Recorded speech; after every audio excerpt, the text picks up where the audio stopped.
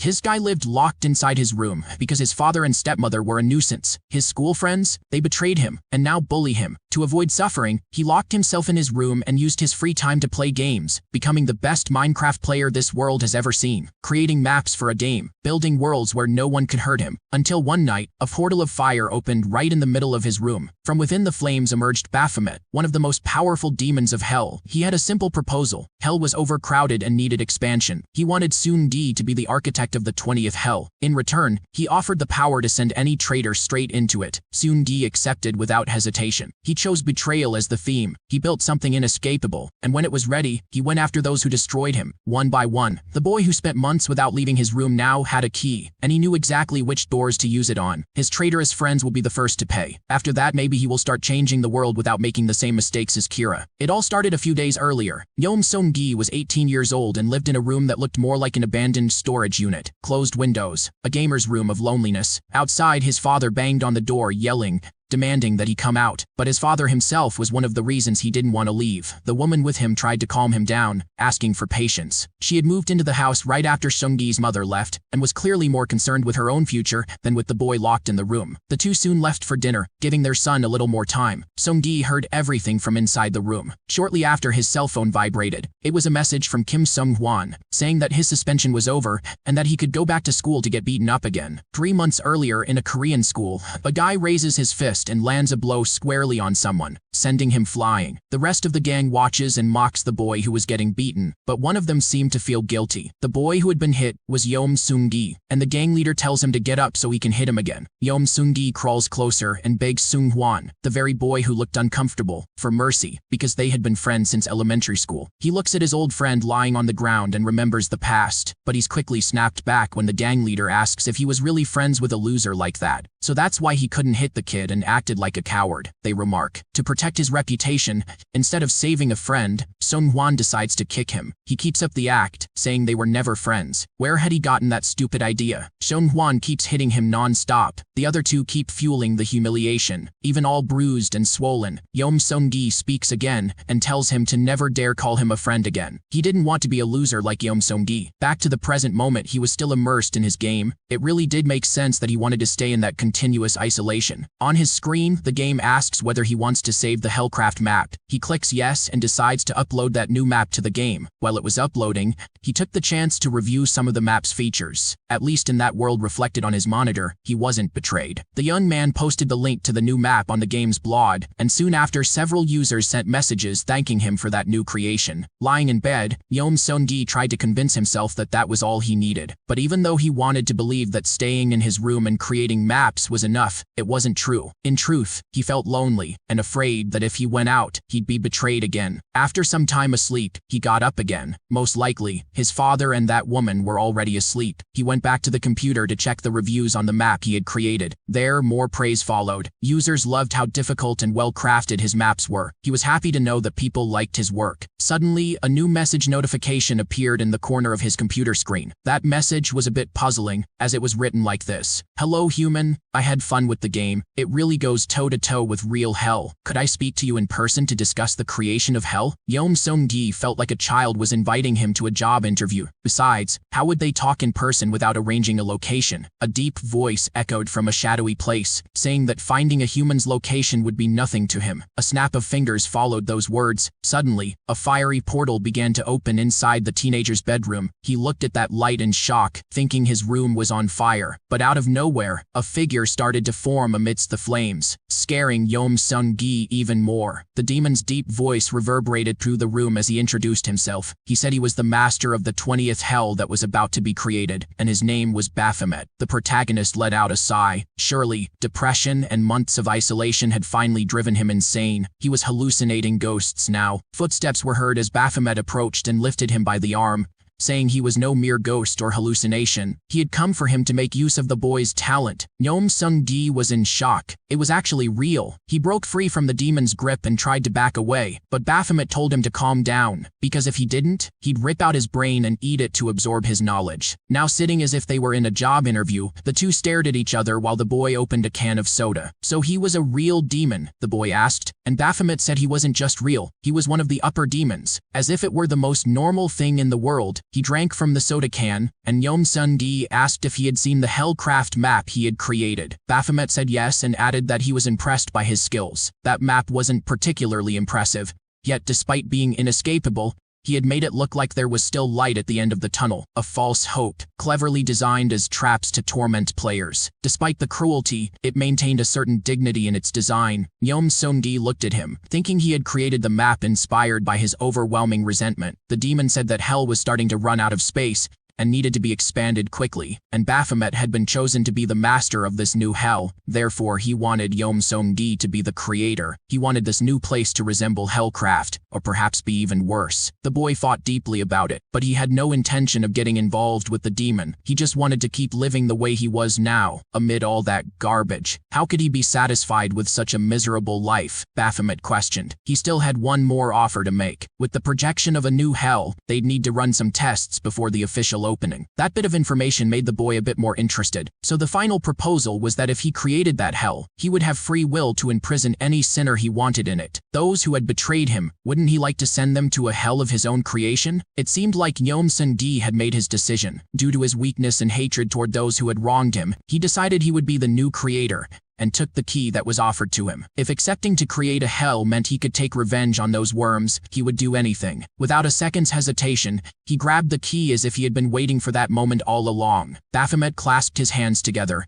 and from that moment on, their contract was sealed. Upon hearing those words, Yeom-sun-gi gave in to his weaknesses and resentments. Without thinking twice, he accepted the offer and made a deal with the devil. Baphomet asked what kind of hell he would like to create, because to create a hell, two essential elements were necessary. The boy asked what those things were. The first was that hell needed to have a crime as its theme, such as the hell of greed, the hell of lies, among others. So he'd have to think of another sin or crime to use. Since greed and lies already existed, he would have to come up with a main theme that involved the people he wanted to punish. And the second rule was that hell had to have an architecture that was inescapable. The purpose of hell was to torture its sinners forever. If souls managed to escape, that hell would disappear, and its owner would face death. In other words, if there was any flaw in the hell created by Yeom-sun-gi, Baphomet would be held responsible. But he had nothing to worry about, the demon replied. If a flaw did appear and he ended up dying, he'd make sure to destroy the young man's soul first. Yeom-sun-gi swallowed hard for a moment. Well, it was time to begin. Baphomet snapped his fingers, and everything around them began to change. The clouds turned red, storm lightning filled the city's sky. One of the bolts struck the young man's house and affected his computer. Gradually, the game on his screen began to change its design. As he used the game to program the new location, the demon's subordinates would be building it in real time. It seemed like everything in Yeom-sun-gi's computer was completely connected to hell. It was time for that human to show what he was capable of. A construction sign was placed, and Baphomet calmly watched it all unfold. He seemed to have really liked that soda. He was drinking one after another. His subordinates looked ready to begin construction. They were just waiting for Yeom-sun-gi's command. An arrow appeared and the foreman gave the signal to the small minions. They all moved to an area where they started building block by block. Meanwhile, Baphomet observed the human in his room. Since they had made the contract, in the human world, 7 days, 4 hours, and 37 minutes had passed. That human, without even sleeping properly, was creating a magnificent castle at first glance. Was that human special, or was it his hatred that made him special? The demon wondered. He had definitely made a good choice. From Baphomet's screen, he heard Yeom-sun-gi say the project was done. He clapped and congratulated him. The human had created the hell he wanted, faster than expected. Now all that was left was to choose a name. And Yeom-sun-gi replied, saying betrayal. That would be the hell for traitors. On the computer screen, the same question appeared again, one he was already used to. He clicked yes, and the new map, Hell of the Traitors, was saved. He stood up, and after so many months left his room and saw his stepmother in the kitchen. It was time for revenge. Baphomet reminded him that he could only send to the hell he created those who had committed the sin of betrayal. That was one of the conditions for it to work. He had understood, if the conditions weren't met, it wouldn't function. But if the key reacted, it would open the gates of hell and drag all the sinners inside. The young man approached his stepmother, who was distracted taking pictures of her new purse. Well,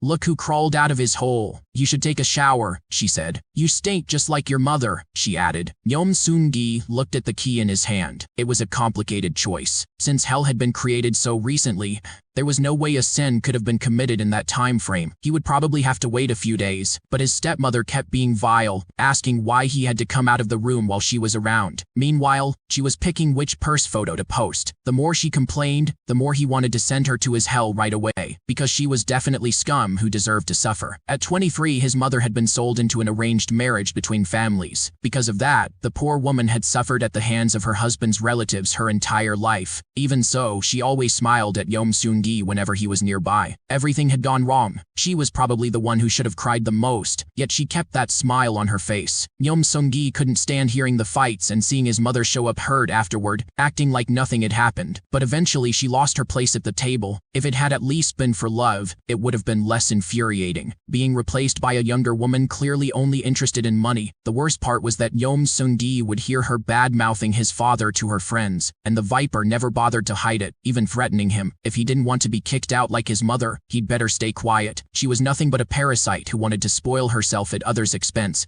Even if it meant destroying a family, Yeom Seung-gi remained there, while she grew more and more irritated. So he built up the courage to ask how much she'd be willing to take to leave his father. The woman looked at him confused by the sudden question. He said she didn't have to pretend in front of him. It was obvious she was only with his dad for the money. The stepmother felt insulted by that. Who did that brat think he was? But then he made an unexpected offer. The 100 million won his father had saved for college, and he knew exactly where his father kept the investment notebook. Altogether, it would amount to around 1 billion won. Her eyes lit up with greed as she heard that. If she didn't believe him, he could show her. Still doubtful, the stepmother stood up to follow him and watched as he opened the safe. Up until then, she had only thought about getting a few luxury items she wanted, maybe even a property in her name. But if what Yeom Seung-gi was saying was true, she was set for life. He finished opening the safe and there they were. Gold bars, investment books, and a good amount of cash. To convince her, he took a portion and said that with that money, she could go live her life abroad if she wanted. But something didn't sit right with her. Why was he doing this out of nowhere? Baphomet appeared, amused by the scene. It seemed even a woman like her still had some intuition left. What should they do now to make her accept? It was showtime. Without much effort, Yeom Seung-gi started crying, saying he just wanted his mother to come back. If that woman left, maybe his mother would return. Even the demon was stunned by the boy's performance. He had truly played a strong hand. He really acted like a child, and this was as easy as taking candy from one. She grabbed her purse and started stuffing it with the money. As expected, she fell for it like a clueless duck into a trap. With that, the sin of betrayal against his father was complete. She asked for the bank and card passwords, but he said that wouldn't be necessary, not in the hell she was about to go to. The woman turned to look at him, confused, and the key began to glow. Yeom Seung-gi inserted and turned it. Lightning spread across the room and a door appeared. A sinister click was heard, and the door opened. Scaled tentacles appeared out of nowhere and began binding the traitor,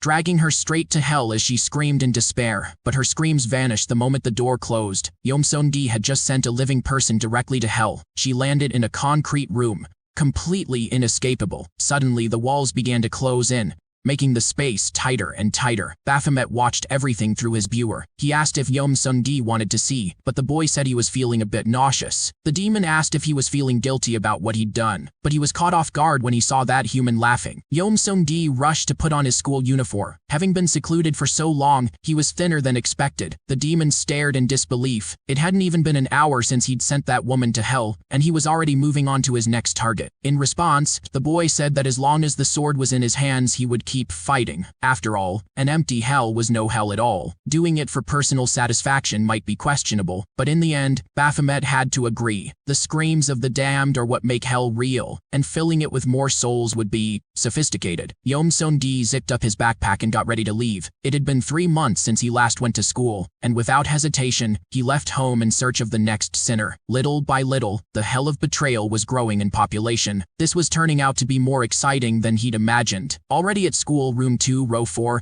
several people looked out the window. Someone joked, asking if it was some kind of celebrity, and they answered saying Yeom Seung-gi was back. No one could believe what they were seeing. He really was back. But hadn't he dropped out of school? Why did he return? Everyone wondered. However, the real concern was that everyone knew the school gang would go after him again. And as expected, they weren't going to let his return slide. Everyone knew the atmosphere in the room was going to turn bad again. They were anxious to see what would happen, and how his return would affect everything. But Yeom Seung-gi had a different different plan in mind for Kim Sung-hwan and his gang. They opened the door with their target already in sight. "The idiot really came back," said the leader. They surrounded him, saying he should have warned them he was coming. They would have prepared a warm welcome. Baphomet misunderstood the whole thing, thinking that Yeom Seung-gi was actually popular and a celebrity among the students. But unfortunately, that wasn't the case. One of the gang members threw the protagonist's notebook on the ground. He complained, saying that thanks to him, he now had a stain on his school record. If he caused trouble, he had to pay. "If you don't want to become entertainment for everyone here, you better come with us quietly," said one of the boys. They all went to the boys' bathroom, around 5 against 1. What a cowardly setup. The annoying one kept whining about his school record. They were trying to put the blame for beating up Yeom Seung-gi on the victim himself, as if Sung-hwan had just been an unlucky guy caught in the middle. Silent as ever, he remained quiet while listening to all that nonsense. And just as expected, the first punch landed straight on his face. That silence was really bothering the big guy. Baphomet watched the events unfold as if it were playing on a cinema screen. So this was what they called cornering the victim. "Well, judging by how things are going, it'll be hard to make any of them commit the sin of betrayal," he commented. "So what would Yeom Seung-gi do after all?" He wiped the blood from his mouth and his goal was obvious: to send them all to hell. As the demon had said, there was no trust between him and the bullies, so he couldn't manipulate a sin of betrayal that involved himself. But humans had always used weapons to take down creatures far bigger than themselves. He just had to use his head. And for this hunt, the most powerful weapon he could use against them was actually pretty simple. The gang laughed at him when they saw him reaching into his pocket,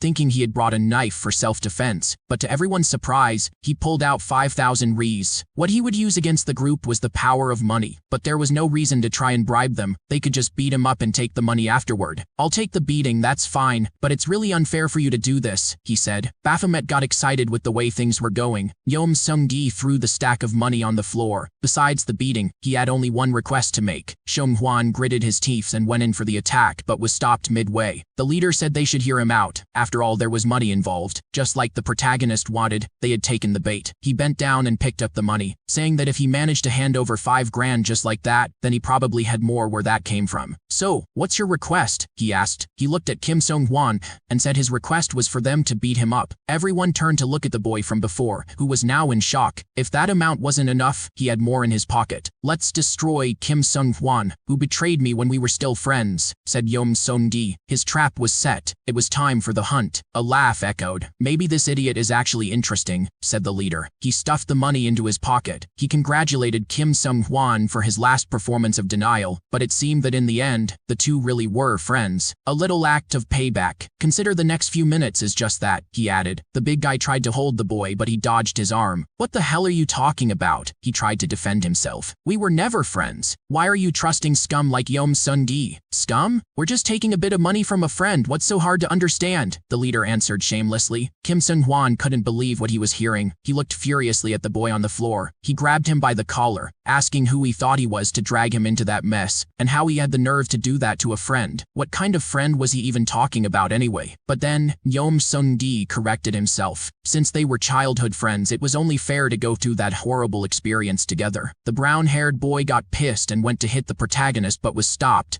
Someone grabbed his collar and threw him aside with force. They had been paid to do this. It was time to deliver. He tried to negotiate the price per punch to see how many it would take to add up to 5,000, and Yeom Seung-gi agreed to the idea of 500 rees per punch, which would give around 10 hits. Without waiting even a second more, they started counting the hits while he watched. So this is how people felt watching others get physically humiliated. The sound was softer than what he remembered when he was the one getting beaten. "How annoying," he commented. "Why did those guys find this so fun?" He reached into his pocket for the key, creating conflict within the gang and making them betray each other. It was a very different move from what he did with his stepmother, Baphomet noted. The human prepared to open the portal and called the gang's attention. It was like they'd been stung. They all turned to look at Yeom Seung-gi at once. They asked what he was doing, and the protagonist simply replied that it was time to see how brave they really were. He inserted the key, and the portal began to form. He turned around and the iron door opened. The tentacles appeared again, grabbing them one by one, and all were pulled inside, but one still tried to hold on. But Yeom Seung-gi would show no mercy. After all, the leader was known by the other students as a demon.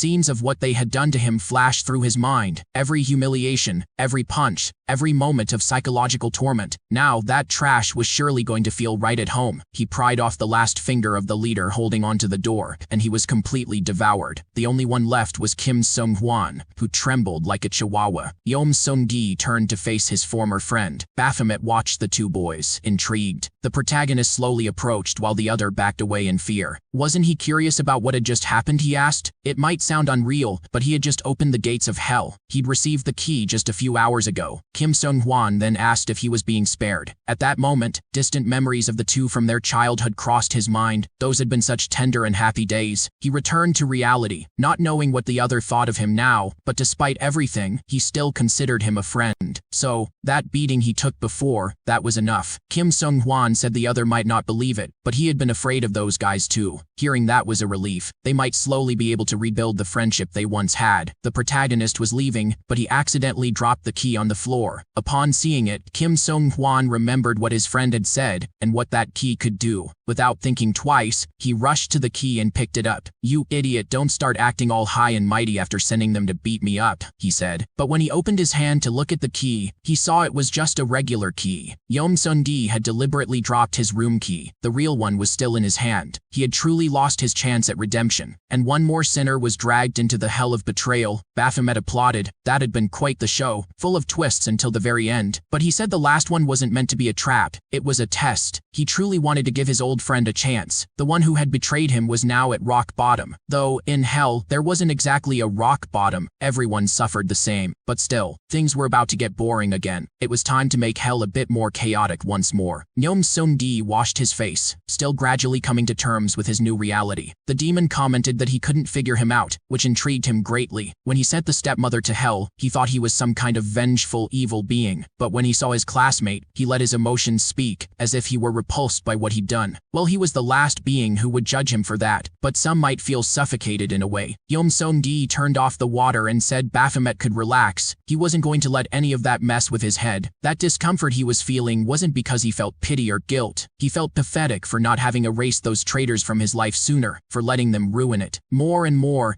that human surprised him. Baphomet was thoroughly impressed. He had made the right choice. The sun was setting over the city, and now he was finally home. But he couldn't say everything was in perfect shape. After all, there was a demon with his head sticking out the living room window in a very non-traditional way. It looked like he was watching a man enter the building. As soon as he was sure who it was, the demon announced that Yeom Sung-gi's father had just arrived. The young man remained silent, thinking. Baphomet was very excited to see what the next trap he would set would be, because clearly there was no bond of trust with his father, considering he had been reclusive for almost 6 months, and the money trap wouldn't work, since the money he had used belonged to the old man. Yeom Sung-gi said he didn't intend to use that kind of trap. He knew very well it wouldn't work. They both heard someone opening the door and entering the apartment. Baphomet was practically begging for a spoiler. The door opened slightly. It seemed that Yeom Sung-gi's father owned a small insurance company, and that company had very high premium rates. In other words, he made a living by denying payouts to people who regularly paid for premium insurance. His father arrived and asked who he was talking to. As if it wasn't enough to be locked up in your room playing video games, now you've developed schizophrenia, he said. Looks like you're becoming a failure just like your mother, the old man added. Yeom Sung-gi looked at the key glowing in his pocket and held it up to Baphomet. As he had said before, there was no need to use any trap on his father. Another victim had just been betrayed by that man today. Upon hearing what his son said, the old man prepared to teach him a lesson. But before he could complete the motion of the slap, Yeom Sung-gi activated the portal. He had thought about why his father had abandoned his mother, and why he was always so cruel to his own son. It seemed that his routine of denying people their rights had turned betrayal into a habit. The young man finished turning the key, and the iron gate opened once again. His father was confused by it all. It didn't take much. With just a goodbye, another sinner was being dragged into the hell he had created. The old man pleaded to be let go, but his son replied that where he was going, there was no escape. The gates closed, and the only thing left were faint remnants of screams coming from behind them. Baphomet watched the prison where the man had been sent, but aside from the sounds coming from his screen, silence reigned in the room. Yeom Sung-gi stood up and walked to a picture frame that had fallen on the shelf. It was an old family photo. The demon asked if his revenge was over, and what his next plans were. He was very anxious. His revenge was over, and without anyone expecting such a twist, He said it was now time to turn himself in to the police. Already at the station, he told the officers everything he had done, with Baphomet accompanying him. Suddenly a portal opened and one of his subordinates appeared. It seemed that Lucifer wanted to speak to him. It was probably to discuss the new hell that had just been created. He got up and opened the portal so he could go speak with the boss. The castle of the King of Hell appeared, and a council made up of 11 demons was waiting for Baphomet. The doors opened and he entered the grand hall. A smooth voice echoed, saying that now all 12 had arrived. That voice belonged to none other than Lucifer himself, King of Hell. Lucifer was seated on his throne, watching the arrival of the master of the 20th hell. Baphomet looked around the room, wondering why all 12 demons, who normally didn't get along at all, were gathered there. Lucifer asked him to take a seat. He walked to his chair, but before sitting down, he asked for an explanation, since he had been the last to arrive. But with no patience whatsoever, the king ordered him to sit. A magic circle opened, and Baphomet was pulled down into his seat. Everyone was sitting there because Lucifer had commanded it. No one was there willingly. That was Gargamon, one of the high-ranking demons. It looked like they were going to discuss some new rules about the hells, something none of the demons present were happy about. The king said he had given each of them the opportunity to create their own hell.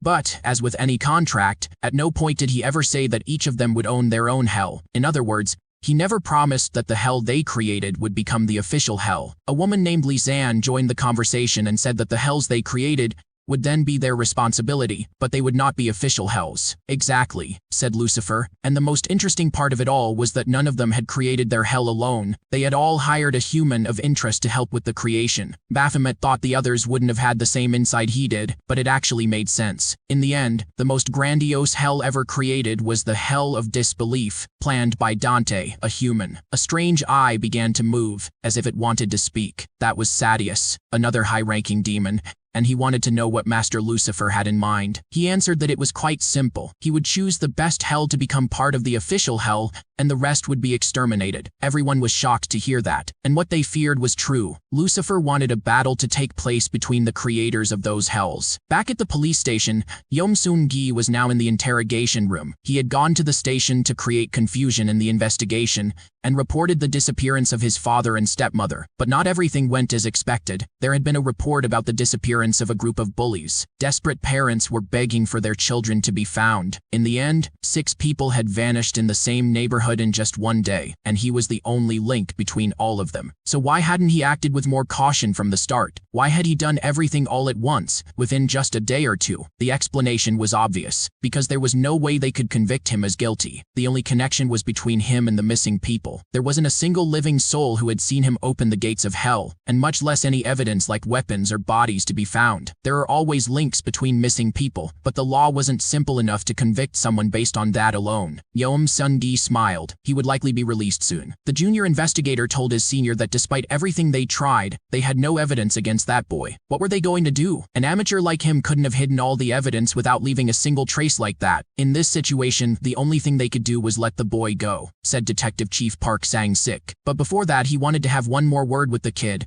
and asked his subordinate to turn off the microphone. He opened the door to the room where Yom-Sun-gi was, and apologized for all that happening right after the disappearance of his parents. Park Sang-sik tossed out a bait, saying they weren't doing it because they wanted to. He was convinced the boy hadn't killed anyone. Yom-Sun-gi remained silent. He really hadn't killed anyone, only sent them to hell. He was surprised to hear his own voice, as he was sure he had only thought that, not spoken it. But in front of him, the detective was holding a strange key, just like his own. Park Sang-sik asked if he was surprised. It seemed that Yom-Sun-gi wasn't the only one chosen by a commander from hell. The boy was truly in shock. That was the last thing he'd expected. The detective said he was surprised too, but he didn't expect a confession like that to come so easily. He approached Yom-Sun-gi, while the young man was lost in conflicting thoughts. That man's intuition really seemed sharp, and he couldn't tell if he had gotten close knowing something, or if he just took a chance and caught him off guard. But putting all that aside, one thing was certain. As the two stared at each other, Yom-Sun-gi thought that if necessary, he'd just send the guy to hell like the others. Manipulating a sin of betrayal against that detective couldn't be too hard. Suddenly, both were surprised by a portal opening, and Baphomet appeared in the middle of the interrogation. On the other side of the room, another portal opened, and Gargamon made his entrance. Yom-Sun-gi was shocked to see another demon. "Looks like we've met again," said Gargamon. As they could see, the humans the two of them had chosen had ended up crossing paths. The masked demon said it was good they had met again, but that Baphomet should keep better control of his pet, because it seemed his little nerd was ready to open the gates of hell at any moment. The horned demon told his human to stay calm. The games hadn't even begun yet. Seung-gi asked what was going on. He hadn't expected that there were other humans like him. Baphomet responded, saying he hadn't expected it either, but just like him, it seemed the other demons were also using humans to create their hells, and only one of the 12 created hells would be the winner. Therefore, the game of death would soon begin. Gardamon told the detective to let the boy go for now, because if he were released, he could potentially deal with other opponents, reducing the number of competitors. The detective said he had already been considering letting him go, because legally, there was no way to prove the kid's crimes. Besides, he was also using powers from hell, which made him just as much a criminal as Seung-gi. Baphomet added that they were human after all, and that made them useful. But Gargamon was right. If they started using their powers too early, it would be hard to survive until the end of the game. Well, if they allowed it, Baphomet still had a lot to explain to his human. The detective opened the door, and the two of them left together. Seung-gi seemed outraged to learn there were other humans like him. Still in the room, the man holding hands said Park Sang-sik didn't need to worry. His hell was much better than the other two. For now, they'd just use the others as scapegoats and defeat them when necessary. Park Sang-sik said he'd do whatever it took to survive until the end, because only then would a just society be formed. It was already nighttime by the time Seung-gi got home. He collapsed on his bed, shaken by the fact that the guy had not only discovered his power, but was also a creator of hells. The young man shouted that he could have been arrested, or worse, sent to hell. Baphomet told him to cut the drama since it was the human himself who had chosen to turn himself in to the police. Seung-gi tried to shift the blame, accusing Baphomet of not informing him about other humans like him. But before he could keep whining, the demon grabbed him by the face and slammed him against the wall. Seung-gi had better watch his mouth. He wasn't dealing with just anyone, but with a superior demon who could steal his soul in a blink. The boy swallowed hard, and Baphomet let go of him. The demon was just as angry, because he hadn't known that Lucifer had ordered the other demons to create their own hells too, much less that he'd tell all 12 to fight one another to determine which one was the best.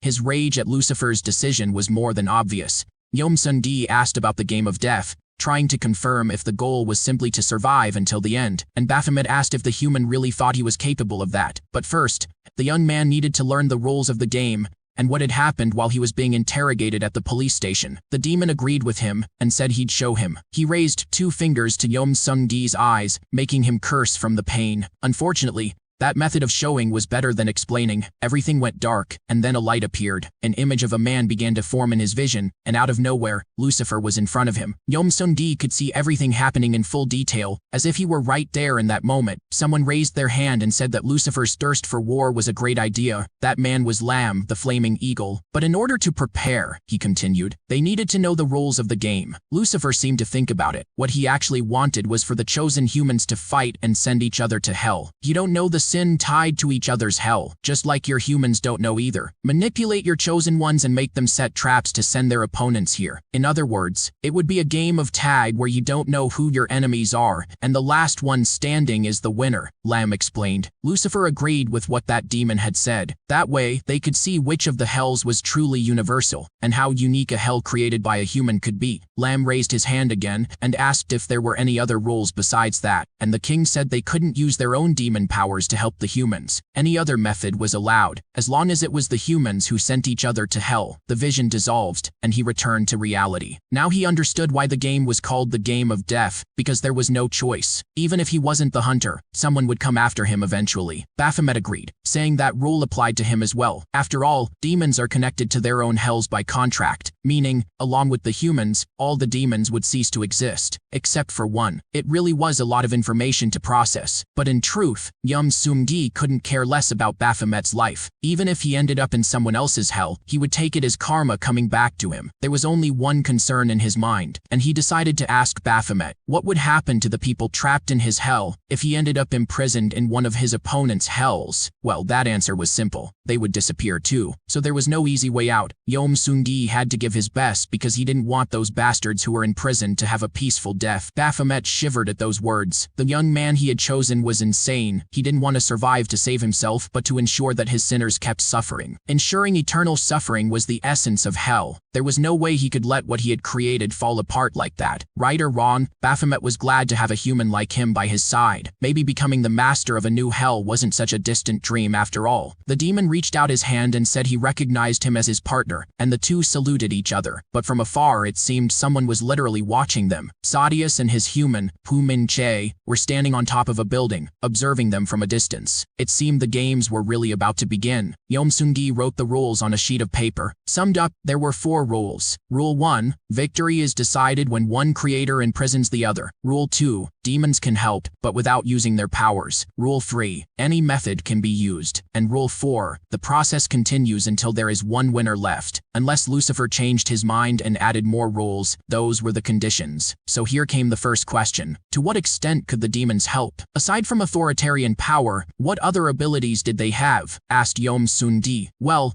the authoritarian power was the power Lucifer had given to each of them, such as the ability to move through portals, the hellfire they could emit from their bodies, and the power to command lower demons. But besides this authoritarian power, each demon had a unique ability, the one they were born with. Yeom Seung-gi became curious about that and asked what Baphomet's innate ability was. He answered that his ability was to detect death. Since childhood, he had always been able to sense those near death and guide them to hell. Intrigued, the boy asked if he could explain in more detail how that ability worked. Suddenly, the doorbell rang. Yeom Seung-gi wasn't expecting anyone. He answered the intercom and saw that a girl was at his door. She said she had something to show him. Not really understanding what that meant, he replied with a yes. And out of nowhere, she began to unbutton her blouse. Caught off guard, Yeom Seung-gi asked what she was doing and told her to leave before he called the police, then hung up the intercom. Baphomet stuck his head out of his room, and suddenly a miasma began to fill the space. That was the essence of death, just like he had mentioned earlier. That woman at the intercom had come to try and take Yeom Seung-gi's life. The boy was surprised to hear that, but soon his brain kicked into gear. He'd been reclusive and hadn't done anything to justify a stranger coming to kill him, so there was only one answer. That woman was definitely also a hell creator. Pu Min Chai took the glowing key from her pocket. Yeom Seung-gi's reaction had been enough for the sin of lust to be activated. She put the key back in her pocket, and now all she had to do was break the door down and invade the house to send her opponent to hell. As a precaution, the girl confirmed with her demon, and Sadius simply nodded, yes. His observation skills really were amazing. He had found a creator faster than she expected, and since he hadn't come out, all she had to do was go in, and it would be over. Pu Min Che raised her hammer and began smashing it against the door. Yeom Seung-gi was shocked by the audacity of that woman. She was literally hammering his door. He needed to think fast of a way to fight her, because her key had definitely been activated. It didn't take much thought for him to realize that the sin tied to her was lust. The knocking on his door continued relentlessly. He grabbed his key and started trying to think of a plan. When he answered the intercom, he didn't know she was also one of his opponents, so he couldn't prepare in advance. Could that act count as a sin of betrayal? Baphomet explained that what she did was still too shallow to be considered a sin. For the key to be activated,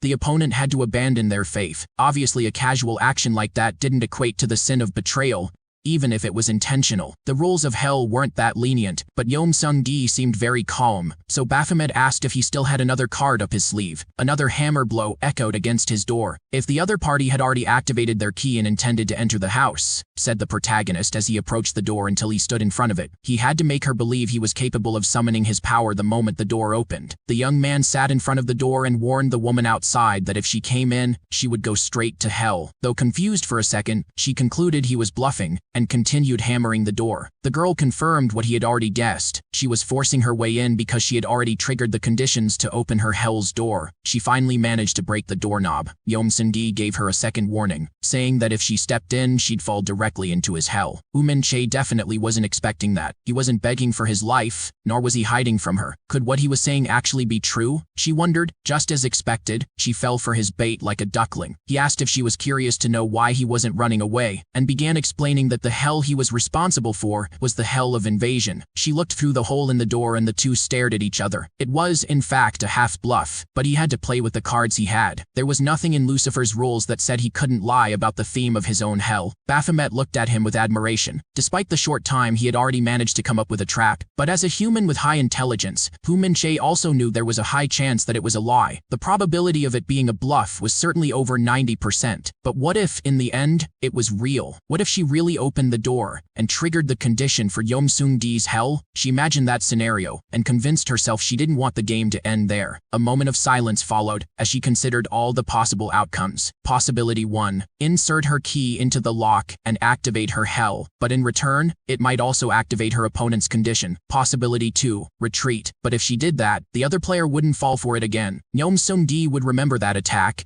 and know the condition for activating Hu Minche's hell. In other words, a potential checkmate. Each auction carried a big risk. What should she do? It seemed like Yom Sung-dee was reading her mind as he commented on all the doubts and possibilities that had passed through her head. Then he offered her an option that would supposedly benefit both sides, which was the option of forming an alliance. She mocked that idea. After all, there would only be one winner at the end of that game. So if they formed an alliance, at some point they'd have to betray each other. Yom Sung-dee kept trying to persuade her, asking if she really thought she could take on the other 10 participants by herself. That comment made Hu Minche hesitate. She truly wouldn't be able to use the same method she had used today on every other participant. Besides, there was a chance that he could form an alliance with someone else and leak the sin behind her hell to the other players. Then she wouldn't even be able to use her surprise attacks anymore. Not knowing what to do, she asked Sadius what the best auction would be, but the demon replied that he also didn't know what the best decision was. Not giving her much time to think, Yom Sung-dee gave her his phone number and said that if she wanted to form an alliance, all she had to do was call him. That way, she wouldn't trigger the conditions of his hell. Since she had broken the door, the police were probably on their way, so she'd better leave quickly. Even though she still wasn't entirely sure about it, Hu Minche picked up her phone and wrote down the number Yom Sung-dee had given her. It seemed things hadn't gone the way she wanted. Apparently, her opponents really were on the same intelligence level as her. He held it in until she left, and then dropped the act. The games had barely begun, and he had already almost been eliminated. Baphomet commented that he suspected there might be a demon with the ability to detect other users,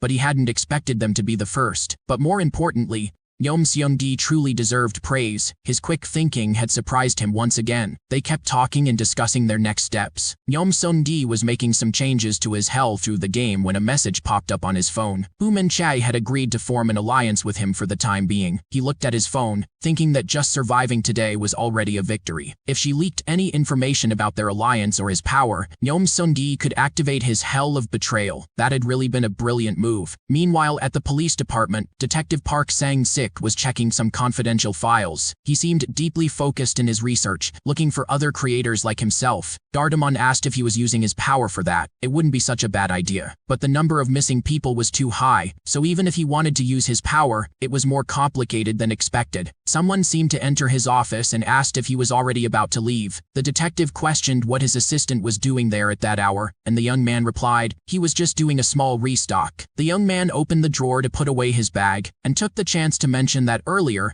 they'd received a report of an attempted break-in at Yom Sung-dee's house. It seemed some crazy student had tried to invade his home. When the police arrived at the scene, the victim was fine and the girl had already left. Finally, he had a lead. He was sure the girl who went after Yom Sung-dee was also a hell creator. Who would have thought that nerd was doing so well? He asked them to pull up the camera footage to find out who the girl that attacked the property was. In addition to the footage, the detective had one more request. He wanted his subordinate to keep an eye on the boy's movements throughout the week. But while the players who already knew each other's identities were analyzing one another in another part of the city, the first elimination occurred. An old man was kneeling while a well-dressed man stood in front of him. It seemed that the man standing was Jam's player. The old man begged the young man to save him and complained to his demon, saying he wasn't the kind to commit sins. But the well-dressed man approached the old man, saying that sometimes your very existence is a sin. The fact that the old man was using up oxygen with his useless life was something that man simply couldn't tolerate. Even as he pleaded for mercy, the gates of hell opened, and his soul was sucked in. His demon began to disappear, saying that this time Jam had gotten lucky. But before he could say anything else, the human stepped on the pink demon and called him incompetent. Jam asked him to stop. Like it or not, that demon under his foot was from the upper ranks of hell. But without any fear, the man turned to him and said that if he didn't want that to happen, he'd better do his job right. The half-eagle demon stared in disbelief, wondering if he had really heard that correctly. But the human retracted his words, saying he was just kidding. They were partners after all. Now there were only 10 participants left. If they could capture them all, their utopia would finally be created. 3 days had passed since the incident with Fabiana, and Yeom Sung-gi had taken the time to rest as if he were on vacation from work. Baphomet stared at him, trying to understand what the human's strategy was. 3 days ago, not only had they survived 2 competitors, but they had also formed an alliance, and yet surprisingly, nothing had been done since then. If they wanted to be the winners, shouldn't they be taking action? Yeom Sung-gi said he understood his frustration. He wasn't the type to just sit and wait either, so he was feeling restless too. The demon then asked why the human seemed so relaxed. Well, first off, a game like this was progressive. Toward the end, there was usually no time to rest or even gather information. In other words, once the game truly began, the two of them definitely wouldn't be able to sleep, always either the hunted or the hunter. Secondly, if he was starting to lose patience, then someone was bound to make a mistake. After all, there were always idiots who preferred to win the battle rather than the war, so he wanted to begin the hunt only when an aggressive player was drawn into one of his traps. His phone started ringing. It looked like Hu Min-chae was calling. Over the phone, she complained that it had been 3 days since they formed the alliance, and he hadn't contacted her once. He replied that he had been strategically doing nothing, waiting for someone to commit the sin of invasion. She sighed in frustration and commented that while he was off the grid, an incident had already happened. Apparently, something interesting had been posted on Streamer, and he needed to see it. Hu Min-chae sent the link so Yeom Sung-gi could also watch the video. A streamer named Gagaka appeared on his screen, and during his live stream, he said he was participating in some kind of game. Not just any game, but one similar to the Hunger Games, where none of the participants knew each other's identities. And since everyone's strategy seemed to be the same, hiding until someone made the first move, the game wasn't exciting at all. Being someone enthusiastic, he had expected this game of death to be filled with more screams and chases, so he decided to reveal his identity first. That way, the start would finally be triggered, and participants could choose between stealing his key or hunting down other players who targeted him. So he invited everyone to his house that very night at midnight, leaving the exact location in the comments. Baphomet and Yeom Sung-gi stared at the phone, not believing what they had just seen. Just like they'd been waiting, it was time to take the first step. Of course, in an event like that, they could identify other players, and it would be a great opportunity to reduce the numbers. It looked like the vacation was over. In a cafe in the middle of the city, Yeom Sung-gi was waiting for Hu Min-chae. She of course arrived complaining about his appearance, and asked if he chose such a busy place just to keep her from attacking him. In return, he said he had left his own house to meet her, so he was the one at a disadvantage, since he couldn't activate the sin of invasion. She sat down and got straight to the point, asking what they were going to do about that streamer's invitation. Besides regular people, other creators like them had probably also seen the video. Possibly 1 or 2 players were definitely going to show up. So what would be the best strategy? Yeom Sung-gi thought about what to do. He didn't want her to discover the true activation condition of his sin. He decided to say he would go. Even though his sin wasn't very effective, it would still be a good chance to discover other players' identities. That actually wasn't a bad idea. They just needed to check the location as soon as the address was posted in the comments. But before they could continue, something unexpected happened. Detective Park Sang-sik arrived at the cafe along with his demon, Gardomon. Yeom Sung-gi wondered why he had shown up there, and Hu Min-chae turned around, coming face to face with another player. The detective smiled at them both and said he found it cute that they were sitting in a public place discussing what to do. For a second, both young players felt a wave of panic and exchanged glances, but it seemed the detective was being friendly. Even so, it was natural to wonder, how long had he been watching them, and how did he have the guts to show up, even without knowing their sins? Had they done something that might have triggered his key's condition to send them to hell? They both wondered. Park Sang-sik finished the drink that used to be Yeom Sung-gi's, and told them to stop whatever it was they were thinking of doing. He warned them that if they continued, both of them would end up in hell right then and there. Meanwhile, at streamer Gagaka's house, he checked the reach of his video and whether he had written the address correctly. Now all he had to do was post it and wait. His demon Jin Jiang asked if they were really going to go through with that plan. The boy smiled, and very excited,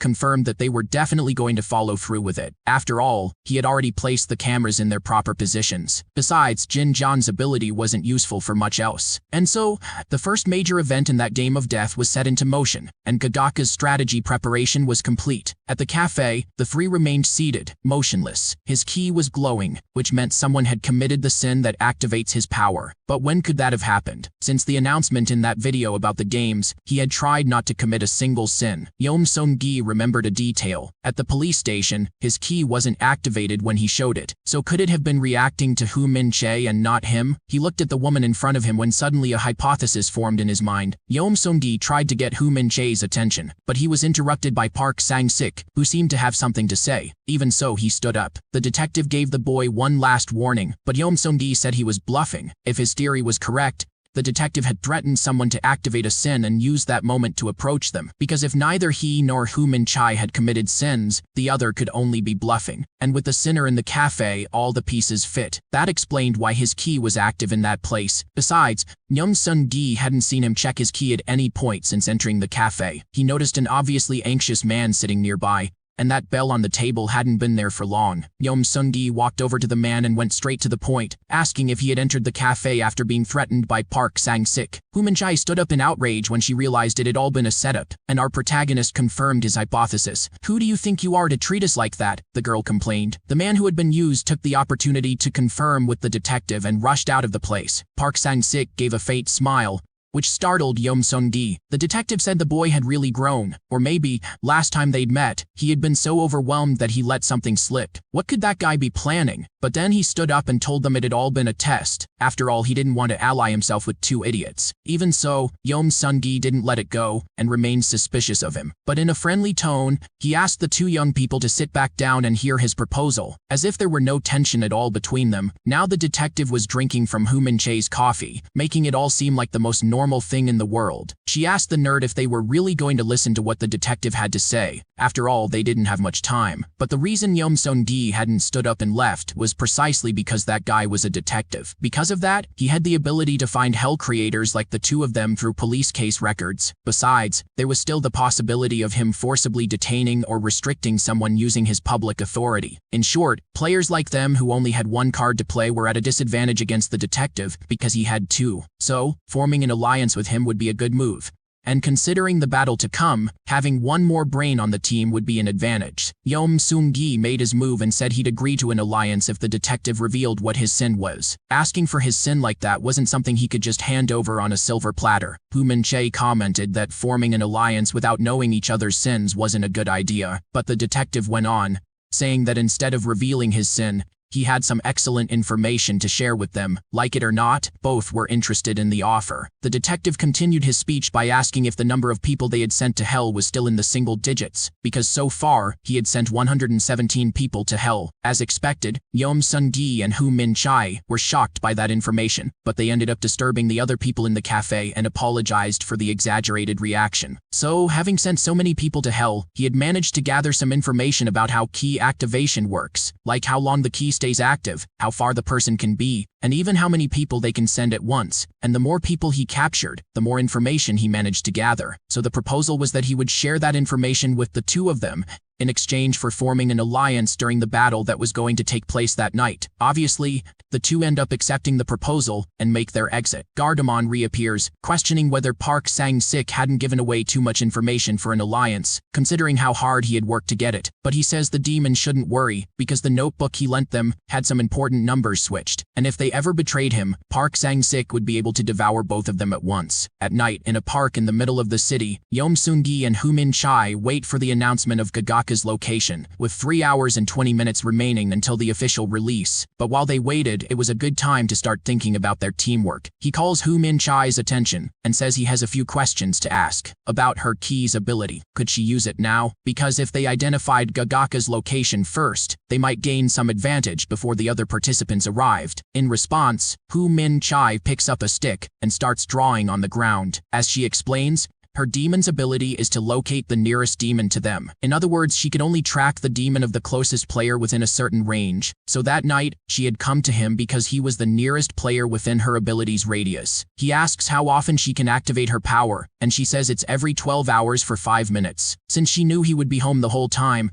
she likely used her ability every 12 hours while moving through the city. Most likely, since the day they met, she hadn't made contact with any other players out of caution due to the fight they had. So Yeom-seung-gi concludes that there were more people she had tracked but hadn't told him about. She wanted to keep that information to herself, but during the cafe incident, he had saved her. Therefore, it was only fair to repay the favor. Hu Min-chae takes a deep breath and then exhales. Her hunt had produced 2 results. One of them was at the immigration gate at the airport, and the other was inside the meeting room of QS Corporation. In other words, one of the players was probably a foreigner, and the other held a high-ranking position in the QS conglomerate. Unfortunately, neither of them looked into a mirror during the 5 minutes she had, so she didn't know what they looked like. Just to be clear, she said she hadn't mentioned it earlier, not because she didn't trust him, but because she had genuinely forgotten. She definitely didn't want to break the alliance. He thanks her and says that to strengthen their trust, he would explain a bit more about his abilities. What Baphomet could do was track the essence of death. In his case, it alerted him when someone wanted to kill, so if used properly, it could predict the future. That wasn't a bad ability at all,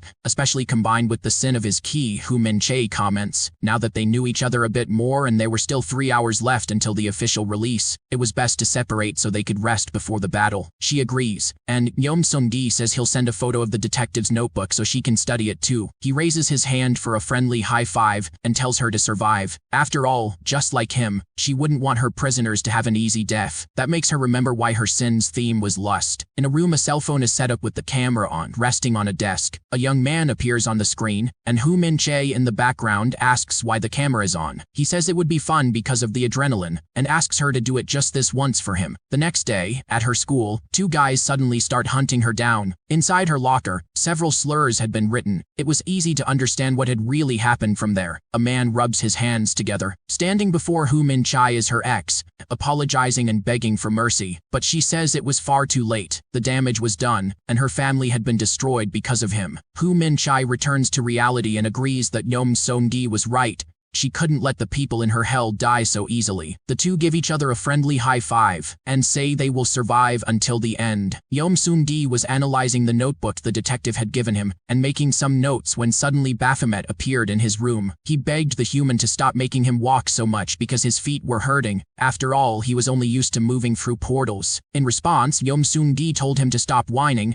since other creators could also see demons, so Baphomet had to stay hidden to avoid being easily found. Considering how cautious he was being, the demon commented, wasn't he trusting Sadius's partner a bit too much? He said he didn't see a problem since he had lied about his real sin. Besides that, he needed her power for the battle. It was definitely going to be a numbers game, and other demons had probably formed alliances too. Somewhere in the city, Lamb and 2 other demons were walking around, which proved Yeom-seung-gi's theory right. Those 3 were Lamb, Bam-fear, and Gordon Kilius. However, the alliance between them was different from the team of Yeom-seung-gi, Hu Min-chae, and Park Sang-sik. Yoon Nong-han was clearly the leader of the 3 and treated the other 2, An Yoon-hae and John Jung-chil, as his subordinates. He seemed to be constantly refreshing Gagaka's video feed, and finally the address was posted. Yoon Nong-han called out to John Jung-chil, tossed a key into his hands, and ordered him to drive them to the location. He also told the girl who was kneeling that she would be the first to enter the place Gadaka had sent them to. And Eun-hae asked why she had to go first, but before she could keep talking, he showed her the glowing key and said it was because she was incompetent and her life belonged to him. She was clearly uncomfortable with that threat. It was awful to have to follow orders from a bastard like him. Jeon Jung-cheol asked if they would be free after completing the task, and Yoon Nong-han replied that he'd release them any time,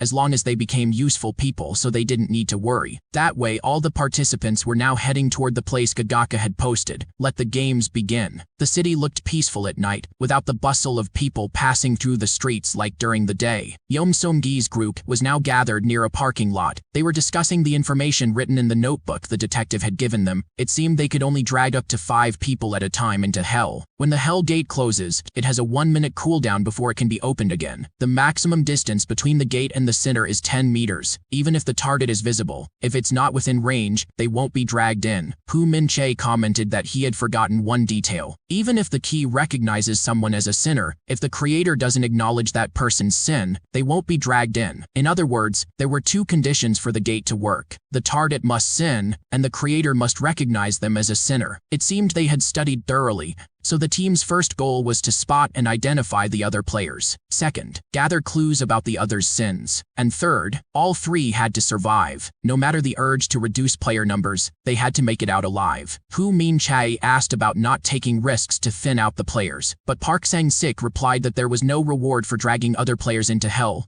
so it wasn't worth the risk. However, if any opportunity allowed them to take someone out, they would do whatever was within their reach. He handed 2 walkie-talkies to the young pair. That way they could communicate better and warn each other if they spotted another user. In front of a luxury hotel, a car pulled up. Yu Nung-han was trying to observe the enemy's movements using binoculars. Did they really have to be the first ones to enter? They didn't even know where the attack might come from. It was better to wait until other participants showed up and let them take the first risks. The boss was already getting irritated with all that whining. They had come there to try to reduce the number of players as much as possible, and as the two already knew, Yu Nung-han had already sent another player to hell. One thing he'd learned from that was that when you send a creator to hell, you gain an extra ability. The two looked at him in disbelief. If that were true, getting an extra ability right at the start would be a huge advantage. The more cards you gather, the better your chances in the game. Soon, those two subordinates came to the conclusion that if they managed to eliminate another player, they could then free themselves from Yu Nung-han, or at least rise to the same level as him. As expected, the two of them fell for his trap like clueless fools. If there really were such a reward, the game organizer himself would have announced it. He recalls the moment of his last battle. Right after the demon disappeared, he asked Lam if he had received any kind of bonus for that. Lam replied that he hadn't been informed of any new rules nor felt any changes. In that case, there was no need to kill other players with their own hands. They needed to rethink their strategy, and it was quite simple. He would use those two players as bait to be taken down by the new person who had emerged, and that way, he could gather information about the sin of the opponent's hell. With that, he could turn that new player into his slave and repeat the process until the end of the game, and in the end, kill his last slave to become the final winner. He gives a small cough to try and keep his expression under control, then continues his speech, saying everything he was doing was to make his allies stronger. Now they just needed to attach the cameras to their clothes and head out to battle. Meanwhile, Gagaka was watching the security footage he had installed in strategic points. Suddenly, 2 shadows form at his window. It opens, and a woman enters asking if the little kitty had been expecting her to ring the doorbell before coming in. It looked like she had used some sort of climbing rope to make that entrance. Her key was glowing, which meant they could attack, and Yoon Hai raises the key and demands that the gates of the Hell of Vanity be opened. Several bats begin to appear around her. It was time for that brat to face his judgment. A giant bat positions itself, and when she turns the key, along with its wings, the portal opens. Hands reach toward Gagaka and restrain him, but suddenly, they begin to retreat, surprising both the human and her demon. What could have happened? It made no sense that the key didn't work. Suddenly, a deep voice begins coming from their target's direction,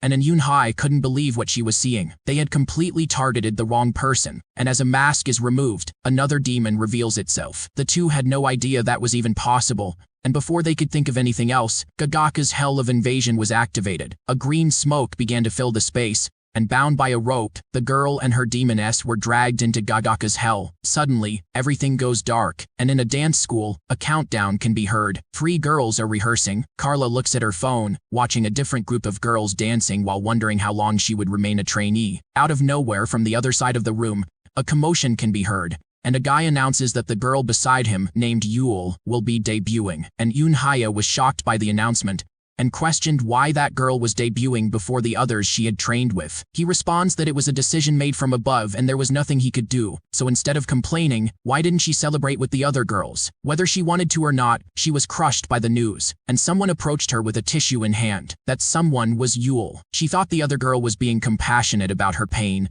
but in reality, Yule tells Yoon Hai to try improving for the next evaluation. After all, she had been a trainee for 7 years. Maybe she really didn't have the talent, and perhaps it was time to give up being an idol because she was getting too old for that. Yule revealed herself to be a true snake in that moment. In a convenience store under the rain, Yoon Hai drank to drown her sorrows while watching that damn girl debuting, because she had found out that Yule had slept with the company rep, and that's why she was chosen to debut. That same night, a light began to shine in her room and a woman, clearly not human, appeared before her. She had a proposal to make, and Eun-hye didn't have the courage to refuse it. But when she reached her target and tried to send him to hell, she discovered she couldn't do it. Just because he was an executive from an elite company didn't mean he was a benevolent guy, and that made all of her effort look like a pathetic joke. He goes on to say that compassion is for the incompetent. He had only shown confidence based on evidence. While she was being dragged away, she thought that maybe she herself had been complacent for believing she'd survive after trusting a guy like that. And so, the terms had been fulfilled, the gate to hell was closed, and Eun-hye was eliminated. As soon as it all ended, the demoness responsible for her also began to dissolve. Gagaka appeared, excited with that victory. After all, everything had just been a theory to try using Jinjan's power in their favor. He was happy with the compliment, since his power was usually only used at parties to entertain other demons. Gagaka was clearly very pleased and satisfied with the result, and could hardly wait to use it again. Jinjan put his mask back on, and they got ready to deal with the next victim. The green light of the portal's activation could be seen through the window, and Yeom Sun-gi took the chance to use the radio and alert everyone. That light had definitely come from one of the players' portals. At least one person had definitely been defeated. From that moment on, Yeom Sun-gi began building his theories. After all, according to what was written in the detective's notebook, the player who had opened that portal, and probably won the battle, would have to wait at least 1 minute before being able to open it again. Should he use that moment to go in? Could he enter and leave within 1 minute without getting caught? But before he could continue, someone put a hand on his shoulder which startled him. He thought it might be another enemy player. However, it was the detective, trying to stop him from going through with that idea, since doing anything without a plan in just 1 minute would be extremely difficult. So what should they do? Park San-sik said it was simple. He could just ask if everything was okay, since he had heard a scream. Yeom Sun-gi tried to argue, but then he understood. The detective was trying to enter Gagaka's room using the excuse of being a detective and having received a report. Whoever had won the last battle would have trouble sending a detective to hell, because if that happened, other police officers would probably show up and take him in as a suspect. So the roles of Yeom Sun-gi and Hu Min-chai were to prevent other players from entering. He would find a way to deal with whoever was inside. So he headed toward the building. That detective didn't just have guts, he also knew how to think fast in situations like that. The reason they had been patient until then was exactly to wait for someone to start a battle, so they could have a chance to intervene. But that was making Yeom Sun-gi anxious. Before he got caught and defeated, would he be able to send that guy to hell? As expected, the first camera had vanished. The girl was gone, but now he knew the theme of the opponent's hell. He threw the tablet aside and said it was time for them to make a move too. The elevator had arrived at the 7th floor, Gadaka's apartment floor. The detective stepped out and was immediately caught on the streamer's camera. He wondered if this was an easy target. It didn't seem like one of the residents. Park Sang-sik walked up to the door and rang the bell. The young man seemed excited by the idea.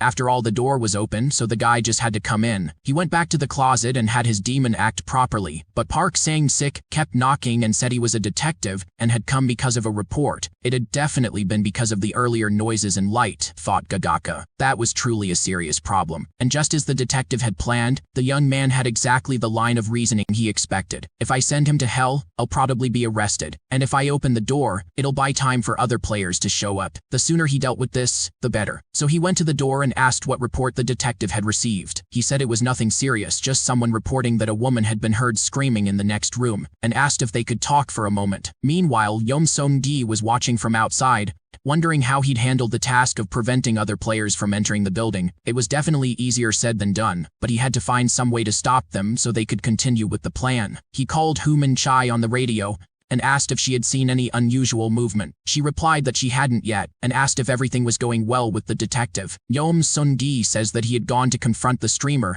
and they needed to make sure no one else entered. Hu Min-chai replies that she'll stay alert, and he asks if she had already used her ability that day. She says she hadn't felt the need to use it until then since she had been with Yeom Sun-gi all day, so he asks her to use her ability at that exact moment, because he had a hypothesis. What if her power wasn't tied to the nearest target, but to the nearest person in motion? So if she had the ability active and another player approached, her vision's target would likely shift. Hu Min-chai had never thought of using her power that way before. After all, in every moment she used it, there hadn't been more than one player in the area in a way that would allow the target to change within 5 minutes. If his hypothesis was correct, they could distinguish players from ordinary people approaching the building. Because the streamer's building wasn't purely residential, someone could try to sneak in disguised as a delivery person, or even a resident, and if it worked, they'd be able to identify the opponent before being identified themselves, creating an opening for a surprise attack. She grabs the walkie-talkie and climbs down from the ledge, calling out to Sadius right after. It was time for them to take action. action. As soon as the power was activated, she could see Yeom Seung-gi's hand. But just as his hypothesis predicted, her vision quickly began to change. She alerts Yeom Seung-gi that the two people approaching the building at that moment were also players. He asks if both of them are or just one, but since her vision keeps shifting, then it's likely both are. Now Yeom Seung-gi had a problem. If it were just one person, he could find a way to handle it, but two people made things complicated, because there was no way to craft a strategy where both would commit the sin of betrayal, and even if he could handle one, there was always the possibility he couldn't handle the second. He needed to stay calm. They still didn't know he was a hell creator, so he still had the element of surprise up his sleeve. As soon as he appears, the two start debating whether or not he's a player, just as expected. They wanted to avoid involving ordinary people as much as possible. Meanwhile, Yeom Seung-gi wonders whether he should keep pretending to be a resident, because even if everything went wrong for the detective, he still had Hu Min-chae. He recalls all the decisive moments in his life, and escaping had always been an act of complacency, but he was tired of running from things. The young man clenches his fist, lost in thought. He had obtained the key to hell precisely to punish people, and once again he was thinking of fleeing. Yeom Seung-gi remains still as the other two approach and ends up making a decision. He extends his hand and tells the two men that they shouldn't enter the building. Both look confused. Well, they had stopped. What should he do now? His strategy was to keep talking so the opponent wouldn't have time to think. It was like two strategists facing off. Yoo Nung-han wonders if he was some ally of Gadaka he hadn't noticed before, but soon concludes that couldn't be the case since the streamer's hell was the hell of invasion. There was no reason for him to stop them there, so maybe he was from another group of opponents. However, that theory was also unclear. Assuming that guy was a player didn't quite match his actions. But if he wasn't a player, why was he stopping them from going in? Then he says they were conducting a building check due to a report they received about a woman screaming on the 7th floor. Yoo Nung-han is outraged. He hadn't considered the possibility of a neighbor's report. The circumstances fit. Someone had probably reported it after hearing An Un-hai scream before being sent to hell. So local detectives had to secure the area. But that theory, if true, opened two distinct possibilities. Yoo Nung-han stares at Yeom Seung-gi suspiciously. After all, the young man didn't look anything like a detective. Too skinny, and that sweat dripping down his face was way too suspicious. However, before suspicions could turn into conclusions, Yeom Seung-gi decides to take a bold step. After all, a liar has to believe in their own lie. The businessman tries to speak with the detective's supposed assistant, but before he can continue, Yeom Seung-gi grabs a radio and reports the situation from downstairs. While he was talking to Gadaka, Park Sang-sik suddenly heard Yeom Seung-gi's voice over the radio, warning him that two residents were trying to enter. If the kid had contacted him first, it probably meant it was a risky situation. It was time for them to make their exit. He replied saying he was already heading down. It seemed the source of the report was actually just live streaming a horror game or something like that. The two were surprised to hear that what the kid had said was actually true. The protagonist really did know how to think quickly and strategically when needed. The checkmate had been delivered. If his opponent couldn't keep up with him, they wouldn't be able to follow. He informed them that the building would be cleared soon, and asked the two to wait just a little longer. Park Sang-sik got out of the elevator, confirming that there had really been nothing wrong, and apologized for making the residents wait to enter. While putting away his police badge, he told them they could go in now. Yoo Nung-han thought that, although he had been surprised, he still knew about Gadaka's hell, so he would move forward with his plan. He thanked the detective for his work and commented that the neighborhood really had been a bit noisy lately. The two went to the elevator and entered the building. As soon as he exited,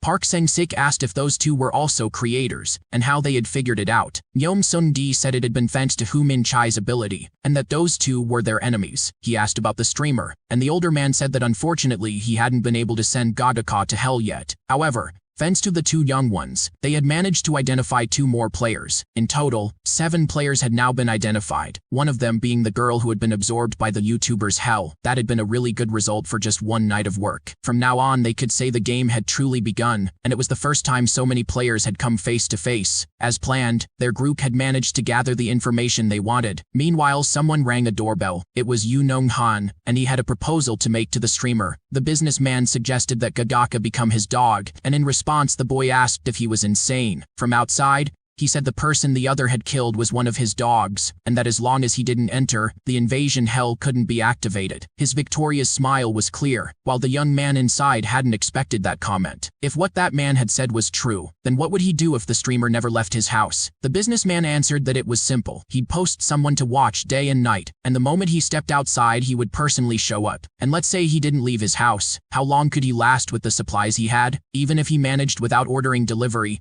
he'd last maybe 2 months. least 4 at most. That brat had just signed his own prison sentence. Unexpectedly, instead of submitting, Gagaka rebelled and decided not to leave. The lunatic shivered with excitement. It would be a pleasure to torture him until he came out, and then he decided to leave. Gagaka discussed his new strategy with his demon. But unlike the boy, the demon was a little more pessimistic, and asked if it was really worth buying time like that without solving the situation. But Gagaka answered saying that while time passed, someone else might end up sending that guy to hell. They just had to hold on a bit longer. But that method didn't last even a week. Every food delivery he ordered came with trash instead, and after reporting it to the police more than 3 times, they started thinking it was a prank. Soon after, someone cut the power, and the water in the apartments became contaminated. The anxiety of the enemy suddenly breaking in at any moment turned into insomnia, and when the freedom outside his apartment became more tempting than ever, a business card appeared under his door. "Get in touch if you've given up," it read, and with that the streamer accepted his defeat. The day was sunny, and inside the office of the CEO of Q's Corporation,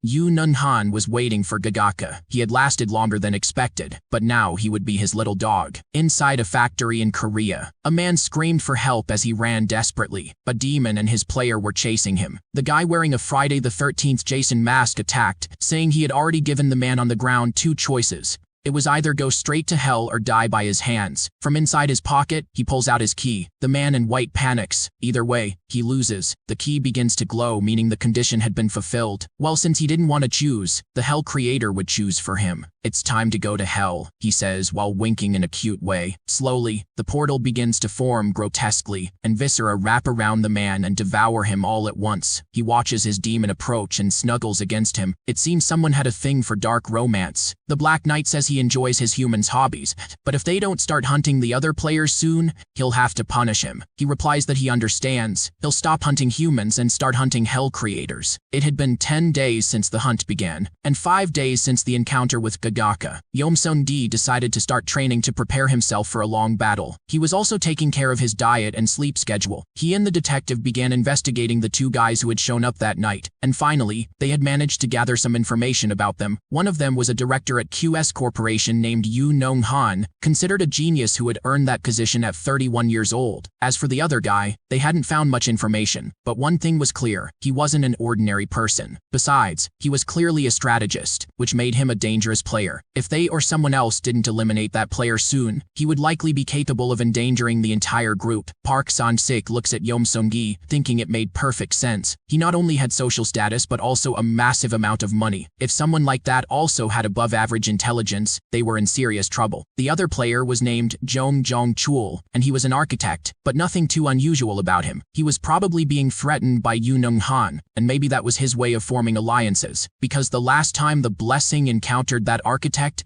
he didn't say a single word voluntarily. He hesitated to say anything unless Yu Nong-han gave permission. Well, maybe that piece of information could be useful. Perhaps they could find a way to break the alliance between the two. Yomsun-gi thanks the detective for the new information and says he's heading out, but Park Sang-sik notices that the young man had changed. It seemed like he had matured over time. He thanks him for the compliment and says his mental health was a bit better. At first, he was still unsure how to live after completing his revenge, but now he didn't have to worry about that anymore. Back at his house, Yomsun-gi says he feels relieved, but Baphomet questions that, after all, shouldn't he be reducing the number of opponents? In response, the young man says there's a human saying that victory or defeat is decided before the battle even begins, and in this case, the battle revolved around how much information you had about your opponent, and how much your opponent had about you. You couldn't move blindly, especially in a fight where the loser would go to hell for eternity, so it was better to prepare calmly and be ready for when the storm began. Baphomet asks about Hu Min-chai, and Yomsun-gi replies that she's trying to track the opponents at least twice a day. Suddenly, his phone starts vibrating. He answers, and before he can say anything, she informs him that she's found a player. Yomsun-gi asks where she saw him, and she says it was near Myeongdong Street. She was going to alert the detective,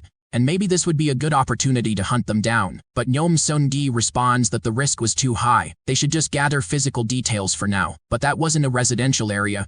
It was a commercial street, so there was nowhere for them to hide. Besides, she was hiding Sadius. Since the guy didn't know she was one of the players, It was the perfect chance to catch him off guard. He had no counter-argument for that, but even so, the risks were extremely high, especially because they didn't have any information about the other player. However, before he could say anything else, she hangs up. Hu Minchai was already tired of just hunting and hiding. It would be easier to eliminate the other players right from the start. Suddenly, her target started moving into an alley on that street. It was a perfect moment. He was definitely about to commit the sin of lust, thought Hu Minchai. She hid the key in her bag just in case, and as soon as she turned the corner she was startled. Her prey was standing still, and when he turned around his face was marked with several scars. His name was Jeon In Han. He clearly knew she had been following him, and even after seeing her, the key of lust had not activated. He lunged at her like a wild animal, and Hu Minchai was caught off guard, back in an abandoned factory. Hu Minchai started to wake up, wondering where she was. A terrible headache began to throb. She remembered being caught by surprise by that man. He had probably used some kind of drug to knock her out and bring her there. She sighed. There was no one to blame but herself. Yeom Seung-gi had been right, and surely he and the detective were looking for her now. She tried to calm down and think about what she could do next. Her key, phone, and wallet, everything had been stolen. Even if she couldn't contact the other two, getting the key back would be complicated. The wall where she was being held was made of concrete, and the door was iron. Escaping would be hard. At least she still had Sadius to help her. She admitted they were in danger because of her, but they couldn't give in. They'd find a way to escape. Sadius started to cry, but she tried to stay positive. Even if she couldn't trust them 100%, she was sure the other two would find a way to save them. They'd worked together before, and her tracking ability was very important for building their game strategies. Sadius gradually started to believe what she was saying. It felt a little better. She picked up a block of concrete. Someone would show up for sure, she just had to stay alive until then. And Park San-sik had been right. As soon as Yeom Seung-gi could no longer contact her,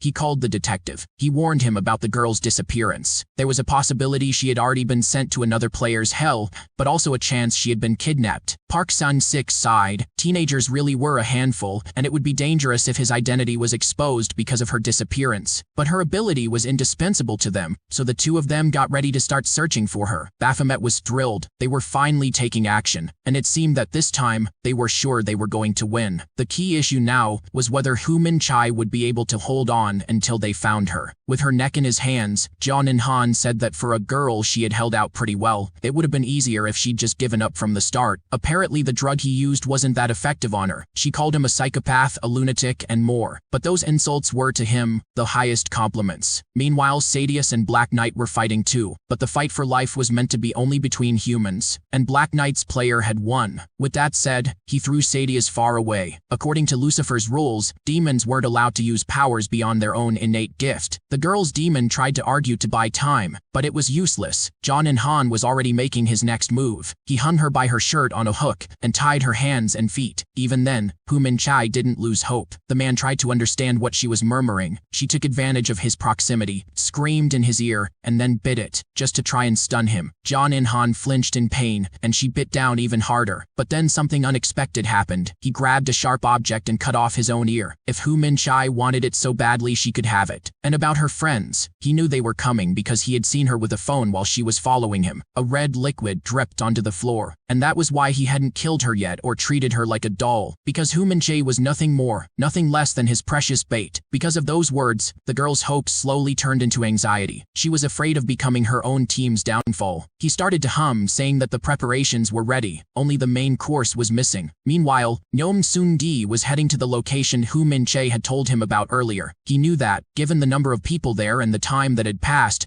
finding his partner was nearly impossible, but the young man had an ace up his sleeve. He asks Baphomet to use his power to sniff out death. The demon says he'll show him, and releases a cloud of smoke in his direction. Slowly, Yeom Seung-gi's eyes begin to adjust to this new vision. The only route where he could be putting his life at risk was the one leading toward Hu Minchai. If his theory was correct, the denser the smoke became, the closer he was to the location. This time, he could actually use that power to track them down. Baphomet observes him with a certain respect. Humans always manage to surprise demons, and in just a few minutes he had managed to turn the power he was born with into something completely different, like tracking someone. That was incredible. Yeom Seung-gi continued on his path, and as the sun began to set, he found the place where she was being held hostage. The first thing he does is grab his phone to send the location to the detective. Now the problem was figuring out how to get in. Someone pushes a cart toward Hu Minchai. She opens her eyes and sees various construction tools like hammers and saws. cause. If that lunatic was really inspired by movie serial killers, there was only one way to survive. She shouldn't let him take any pleasure in torturing her. For now, she would keep pretending to be unconscious. Just as expected,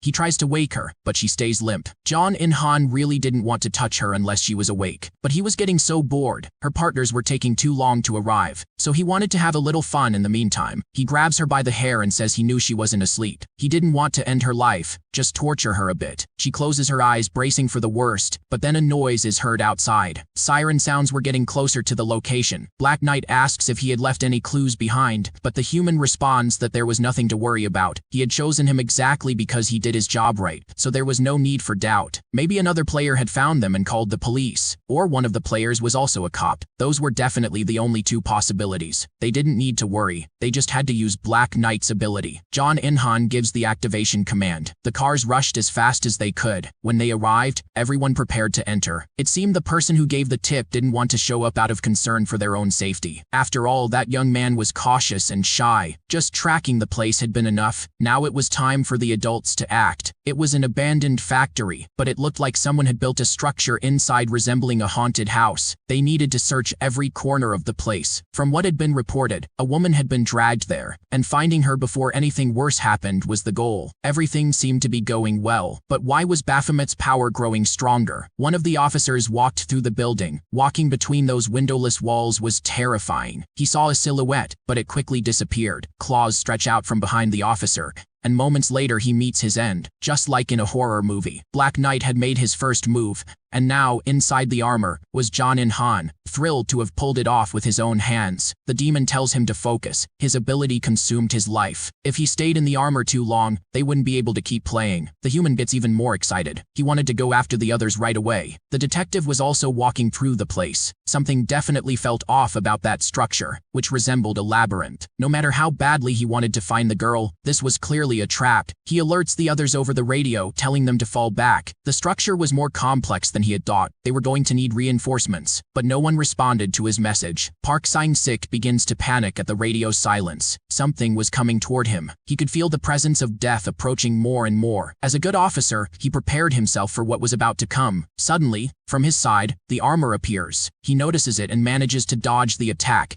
The opponent gets excited by that. He shoots, but the armor doesn't even get scratched. What the hell was that? Was it a human? A demon? He was confused. The armor attacks again, and he dodges. With no better idea, he asks his demon what the hell that thing is, and he answered that it was the demon Black Knight. The detective questioned him about it while continuing to attack. As far as he knew, participating demons weren't allowed to attack humans, but Gardamon said that was his ability, and told him to take a closer look. You could see a human face inside the demon's helmet. Damn it, those two were taking advantage of the loose interpretation of the rules to attack. He dropped his weapon to the ground. Human or not, to survive, he would have to fight. Meanwhile, his opponent was enjoying himself more and more. Yom-Seung-gi started to worry about the delay and the noises he was hearing from inside. Suddenly, the detective came flying out of the factory's side door. The combined power of the demon and human was far more than he could handle. The young man was shocked by what he saw. Both the human and his armor approached the detective. His intuition was sharp, and he asked if someone else was lurking around.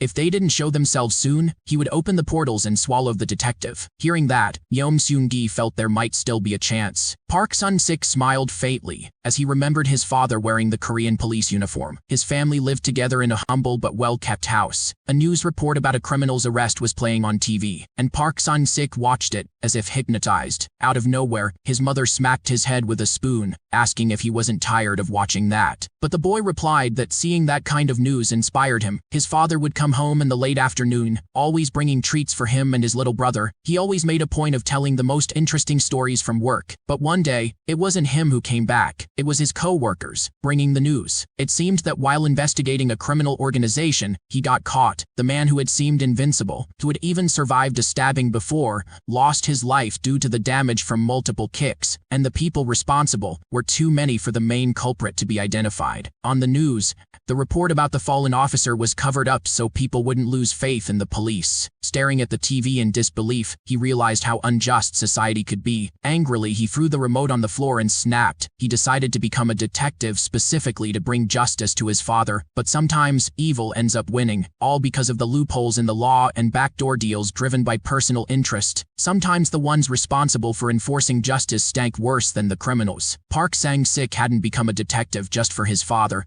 but to carry his father's will and try to end those injustices. Someone needed to clean up that mess. He wanted to offer justice to the weak, so he gave 100% of himself to his work. One day, something abnormal appeared before him. It was his chance to deliver justice with his own hands. Back to reality, the detective had been hit hard and thrown far. John In-han was enjoying that raw power more and more. He was barely standing, but still trying to stay in the fight. He couldn't lose like that. There were still many injustices he needed to judge. He pulled his key from his pocket and tried to open his hell, but his opponent grabbed his hand, saying that if he couldn't turn it, he couldn't open it. Even so, Park Sang-sik kept trying, but was soon knocked out again. As soon as his key hit the ground, John In-han kicked it far away. Gardamon said he couldn't intervene, but still pointed out how unfair that fight was. His opponent asked how he expected the fight to be, because as he saw it, no matter how many strategies the detective came up with, society hadn't evolved enough. Nothing was more pleasurable than being a predator, one who can simply dominate and devour its prey. In other words, no matter how smart the rabbit is, it can't stop the leopard. He prepared to deliver the finishing blow when another person drew his attention. John In-han stared at Yom Soon-gi, wondering what that other rabbit was doing there. The detective also stared back at him, internally thankful that he had shown up. That psychopath wondered why so many creators had appeared at once. Meanwhile, the young man tried to stay calm, but his legs were trembling like leaves in the wind. Park Sang-sik hoped his ally had come up with a plan. Otherwise, they were screwed. The brute let go of his former prey,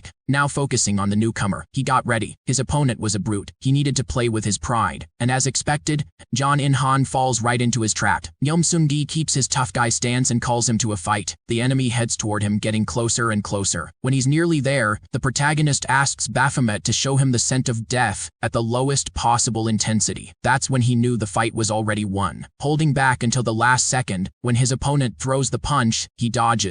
John In-han realizes that guy managed to dodge a strike that not even the detective could avoid. He smiles, certain he would come out victorious. When he heard about Baphomet's power, he knew that with a bit of logic it could be turned into a very powerful ability. One of its uses was to predict what the opponent would do and which path could be used to escape death. And in this case, since it was a physical attack, it became easier to dodge. In other words, by knowing exactly when he had a 100% chance of ending up 6 feet under, he could dodge attacks with precision. Little by little, John In-han grows confused about why he isn't able to catch his prey. And in his mind, Black Knight warns him that the more he moved, the more his life dropped. He needed to land the final blow quickly. Meanwhile, Yom Soon-gi was silently thankful for his morning training. His stamina was great. He could keep up that speed for a while longer. He keeps dodging, forcing him to move even more. Confident in his victory, he keeps toying with his opponent's mind. His reflexes and physical condition had really improved. He hops back a few times, but Baphomet warns him about the time. They needed to find a way for the brute to commit the trail. But Yom Soon-gi refuses the suggestion. He had partners, and while he held the opponent's attention, Park Sang-sik was slowly moving toward the key. If he could grab the key in time, they could secure victory. That way of thinking was genius. But what if John In-han noticed the detective's presence again? Baphomet wondered. As if he had heard it, he starts wondering why that little bunny was provoking him and running around all the time. And then it hits him. As he turns, he sees Park Sang-sik with his hand almost on the key, but still not close enough to grab it. He gets furious with the situation. How dare those two mess with him like that? Without thinking twice, he rushes toward the detective, who spends his last bits of energy to reach the key. Park Sang-sik finally grabs it and aims at his target. It was time for someone to be sent to hell. He turns the key and the door opens. Slowly, the chains begin wrapping around John In-han and start dragging him inside. But before he could fall into the hell of injustice, he grips the ground, shocking everyone. He knew he deserved to go to hell for everything he'd done, but there were still many things he wanted to witness in that world. In the red light district, several people walked down the street. A boy had been born and raised in that place. It definitely wasn't an easy life, especially for a child. He spots a beautiful woman smoking. A man seemed to be approaching her. His name was Inguk. With no warning, he slaps the girl and tells her not to call him by his name like that. Because of his twisted and violent childhood, he took pleasure in reenacting the pain he endured, starting with street rats and gradually moving on to people. From behind, Yom Soon-gi comes in with a flying kick. He said he didn't care about the guy's serious serial killer passed. Upon landing the kick, John In-han breaks free from the ground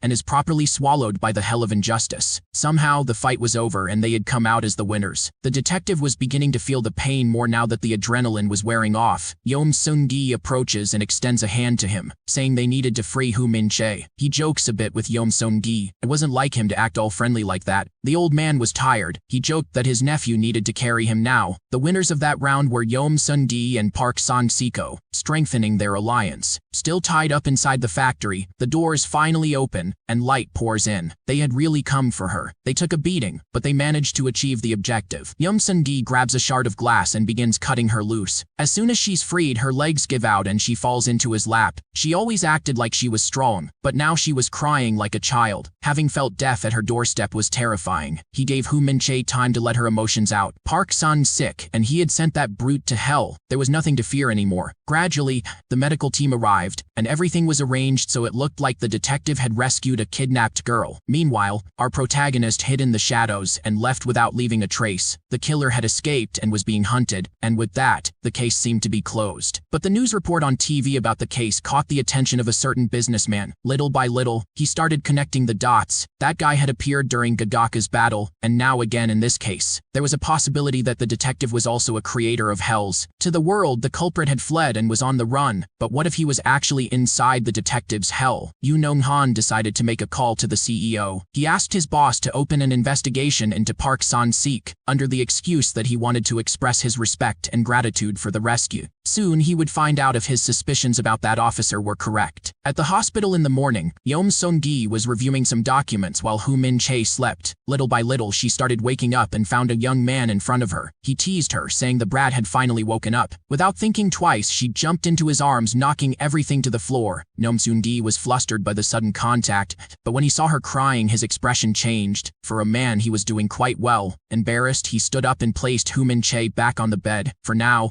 she needed to calm down and rest. Meanwhile, he would let the detective know she had woken up, but before leaving, he had to hand her a few documents. It was the research on their other two opponents. He had wanted to give it to her earlier, but due to the incident, only managed now. Before leaving, Yeom Seung-gi asked Hu Min-chae to read everything carefully, and told her to take care of herself. When he arrived at the detective's room, he jokingly said he was hurt that he went to see Hu Min-chae first. A grown man, jealous. Imagine that. As they continued talking, the detective reached into his pocket and handed a key to Yeom Seung-gi. After everything that had happened, it was clear that tracking other creators of hell wasn't going to be easy. Guys like that serial killer wouldn't stop for anything, and as the game went on, the danger would only grow. That was a copy of the key to Park Sang-sik's house. Even if their opponents were crazy, they probably wouldn't dare invade a detective's house, so it was safer there. Yeom Seung-gi agreed with that logic. In the end, having an adult to rely on wasn't a bad thing. He said he would move in as soon as he finished sorting out some things at home. But Park Sun-sik had one more thing to give him. He grabbed a notebook and handed it to Yeom Seung-gi. That notebook contained the correct information and numbers, unlike the one he had given earlier when they formed the alliance. For a moment, Yeom Seung-gi's whole world shattered, because that man's action could be considered a betrayal. If that triggered his key, it would be the perfect chance to eliminate him, because that detective, by the end of the game, would definitely be a formidable enemy. All his abilities were top tier, and based on their past battles, he would surely be the final opponent. What should Yeom Seung-gi do, he wondered, now that he had confirmed the crime? Should he save it for later or eliminate him now? Sensing that the boy seemed off, he asked if Yeom Seung-gi was feeling unwell. Yeom Seung-gi dodged the question and said he just needed to use the bathroom. As expected, his keys were glowing. Baphomet appeared and commented precisely on the change in the notebook's information and how much it could have put them at risk. As a result, the sin of betrayal had been committed, so it was the perfect time to finish off the detective for good, because he not only had a powerful ability,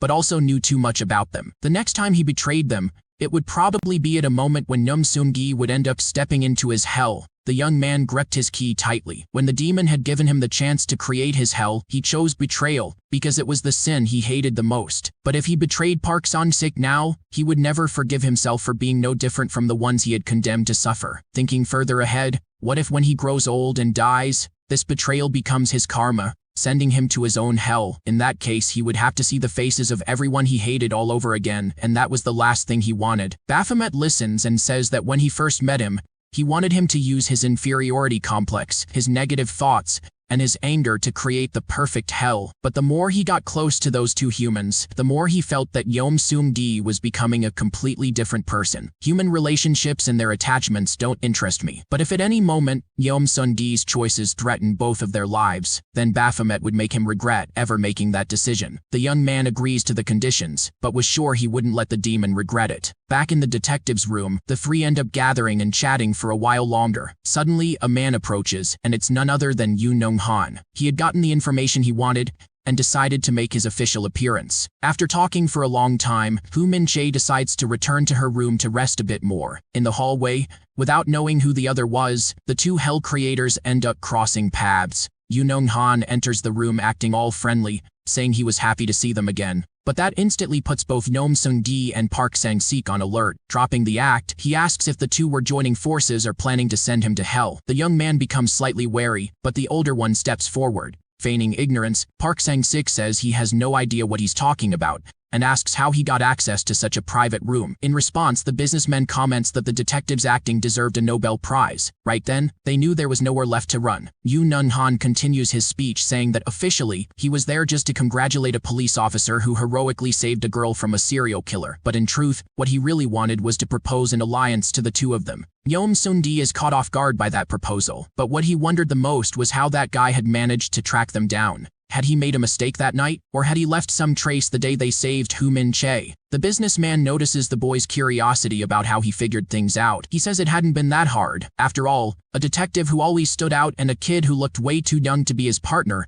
were bound to attract attention. To top it off, Yoo Nung-han had asked his secretary to dig into their lives a bit, and that's when he discovered that Yeom Seung-di was just a student. He puts the fruit basket on the table, and says that made him wonder why a renowned detective was getting involved in matters outside his jurisdiction, especially dragging a mere student along. That's how he came to the conclusion that the two of them were probably hell creators and had formed a temporary alliance. During the Gadoka battle and in the serial killer case, the two fought together because their opponents were also players. With that said, he didn't need to explain further why he had come to that conclusion. What should they do now? Should they admit it? Or maybe the detective had another idea to escape this situation. Park Sang-sik smirks and mocks the enemy, asking what exactly he expected the two of them to say after all that. That reaction catches the other two off guard, but before anyone can say anything else, he asks what Yoo Nung-han really wanted in the end. Should they kneel and beg to be his servants like Jung Cheol did? Or was that not necessary? It looked like the businessman had finally found a player on his level, someone who also had information about his life and his moves. Yoo Nung-han says that wouldn't be necessary. He wouldn't have wasted his own time if that was his goal. He probably would have just sent one of his lackeys. As he already said, what he really wanted was a very strong alliance with the two of them. But Park Sang-sik immediately refuses. He already had a strong alliance with the architect and had probably recruited the streamer too. It was time to reveal the truth about what the spoiled brat really wanted. He gives a sideways smile and drops a piece of information neither of them expected. It looked like Jung Cheol had disappeared, and the businessman didn't know whether he was dead in hell or just imprisoned somewhere. So he wanted to catch the one responsible. He wanted to find the person who had managed to move around him without being seen. Without a doubt, whoever pulled that off had to be one of the most dangerous players among them, he said, as he extended his hand. Yoo Nung-han didn't want to make empty or pointless offers. He just wanted them to work together until they found the one responsible for the architect's disappearance. And in that moment, Yeom Seung-di made his decision. That businessman was a dangerous player. Sending him to the hell of betrayal wouldn't be easy after all. His hell had a limit, but there was a way to handle it. He extended his hand, and the two shook hands. Yeom Seung-di would accept the alliance and eventually make that guy betray him. In an abandoned building, the architect was tied to a chair. Someone approached him. It was a girl who until then seemed harmless. Her name was Chae Moo-jin. As soon as she arrived, the two brutes beside him bowed in respect. The girl ordered them to remove the tape from the man's mouth and make him talk. Jung Cheol started cursing and asking who they were and why they were doing that. Ignoring him, Chae Moo-jin asked what his crime was and started a countdown. Because he said nothing by the end of it, she ordered her demon to deal with him. The architect asked if they could just talk, but things weren't that simple. His finger was bent backward and the man screamed in pain. Meanwhile, she asked again what his crime was. In desperation, Jung Cheol said he would tell her everything. Whatever she wanted to ask, he would answer. In response, she ordered them to break another one. As the architect writhed in agony, she calmly said she wanted a concise and clear answer, then asked again what his crime was, and the man replied that it was the crime of of negligence. Che Mu-jin asked if he knew the hell of any other player. Trying to bear the pain, he said, capable. But since it wasn't a clear answer, she ordered them to break another one. To stop them, he started shouting that that was the name of one of the players, but even so, he was punished. The sound of a printer could be heard in the silence that now filled the room. If he meant to say it was a person, he should have clearly said the name from the start. The man kept complaining that he had already said he would cooperate. There was no need for that. She examined the information she had gathered about Yu Nung-han, also known as capable. He seemed like a smart and well-connected guy, but that didn't matter. She would find a way to drag him to hell. With that, she ordered 2 of her partners to come closer and said it was time for them to get ready. Meanwhile, still at the hospital, Yu Nung-han said he didn't know any details about the person who had kidnapped Yong Jong-chil, which made any investigation difficult. But there was one thing he was sure of. If Yong Jong-chil had let any information about him slip to the enemy, they would surely gather to try to ambush him. She asked if his men were ready, and everyone responded yes. It was at that moment of the ambush that the businessman wanted to capture the other player. That was the goal of their alliance. 12 years ago, in a parking garage, executions were being carried out under the orders of a boss. Someone still tried to hold on to the honor of their gang, saying those rats couldn't show up like that and expect to walk away unpunished. But they didn't let him keep talking and hit him square on, continuing the beatings until he finally went silent. They knew the risk of being there, and they had come precisely to settle the score. If you had stayed quiet and not fought back, maybe you'd have gotten away with just a few slaps, said the leader of the rival gang, named Kim Jung-soo. Suddenly, 3 imported cars pulled into the garage and armed men stepped out of each one. Che Moon-jong, leader of the Che Seobang gang, had arrived. Kim Jung-soo greeted him with the utmost casualness. One of the subordinates was irritated by the audacity of that man. But the boss stayed calm and asked what the other wanted. He smiled. It was pointless to pretend he didn't know why they were there. They had unfinished business after all. A wheelchair approached, and a vegetative young man named Cho Seung-rak appeared. He was once one of the heads of the Jongno gang. Look at the state he was in now. He had taken such a brutal beating that they weren't even sure if he'd be able to walk again. Either way, Kim Jung-soo asks how the leader of Chai Seobang was going to pay for that. Another guy replies that it was Cho Seung-rak's own fault. If he hadn't meddled in their territory, that wouldn't have happened. But before he could say more, their own boss silences him with a slap. He, more than anyone, knew the situation. There was no need for them to speak out of turn like that. Well, if Che Moon-jong understood the situation, then that meant the old man was ready to pay for the damages. 2 suitcases are thrown at his feet, and the bold one says all he had to do was fill them both with dollars and share the profits from his territory with them. That way, the resources of the Che Seobang gang would belong to them, and they'd be able to grow faster. It was a shame the son of their boss ended up like that, so what was the old man waiting for? It was time to fill the bags, or they might as well just declare war already. Che Moon-jong asks his subordinate to bring his daughter, and so he does, bringing the little girl out of the car. She was only 7 at the time. Kim Jung-soo asks what the hell he was thinking, trying to use sympathy against gangsters. He gently caresses his daughter and says that the man in front of him had a debt to settle with him, and in that case, she would have to pay in his place. The old man pulls a sharp object from inside his coat. His enemy had said the son of his boss would never walk again, so if he did the same to his daughter, then they'd be even. Before anyone could say anything else, he slashes both of the girl's Achilles tendons. Everyone was in utter disbelief over what had just happened. No one expected that kind of twist. There were men there who had been gangsters for over 20 years, and had never seen a father destroy his own daughter's health before. That had clearly crossed every possible line. While the girl struggles with the pain, her father caresses her again and says he owes her a great debt for that, and he would make sure to repay her. An object falls to the ground, and a man picks it up. Several gangsters were lying defeated around him. Strangely, black smoke was coming out of their mouths, noses, and ears. Sitting in her chair amid the chaos was Che Mu-jin. The demon asks if he should finish the job for her, but the young woman replies no. She wanted to collect her debt herself. He just needed to push her chair. In the main hall, her father trembles, and when the door opens, he knows his time has come. His daughter had finally gained enough power to come and collect what he owed. In desperation, he begs her not to come closer, but it's useless. Che Mu-jin turns the key and a hell opens, taking her father's body and soul with it. That was how she made her exit after finally having her debt repaid. If the businessman rolled the light, Che Mu-jin rolled the shadows. Unlike Yu Nong-han and his subordinates,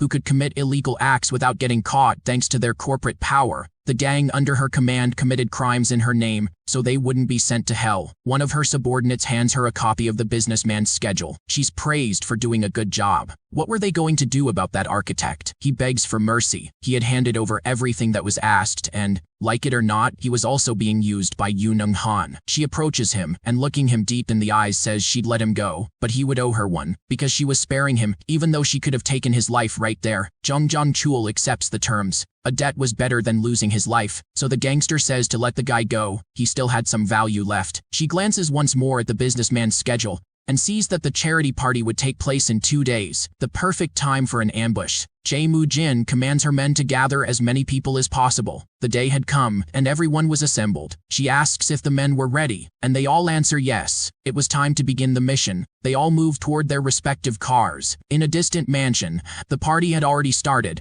and Yu Nung-han was chatting with various important people. Suddenly, he spots his most anticipated guests. Yeom Seung-gi and Park Sang-sik had been invited to the party to act as his lifeguards, but that wasn't exactly what they wanted. The detective said he was only there for the food. It was the boy who had accepted the alliance, not him. Yeom Seung-gi told him to stop being dramatic, and then asked the businessman if he was sure the target would show up that night, and he replied that he was certain, because unlike corporate buildings, that place had easy access and little security, which made it easier for someone to blend in among the guests, so surely they would come straight into his trap. Another hell creator was heading toward the party. The game was about to begin again. At the mansion rented by the businessman, the party was in full swing. From a distance, Jae Moo-jin watched the movement of the police through binoculars. Even with such a high-profile event, security didn't seem all that great. Even the rookies who worked for her could have done better. "What should we do then?" asked the young man next to her. Their target was Yu Neung-han, and not taking advantage of this opportunity would be a waste. As for the rest of the people there, they'd just deal with anyone who got in their way. It wasn't that hard to handle things that way. The young man stepped out of the car and began walking toward the main gate. As expected,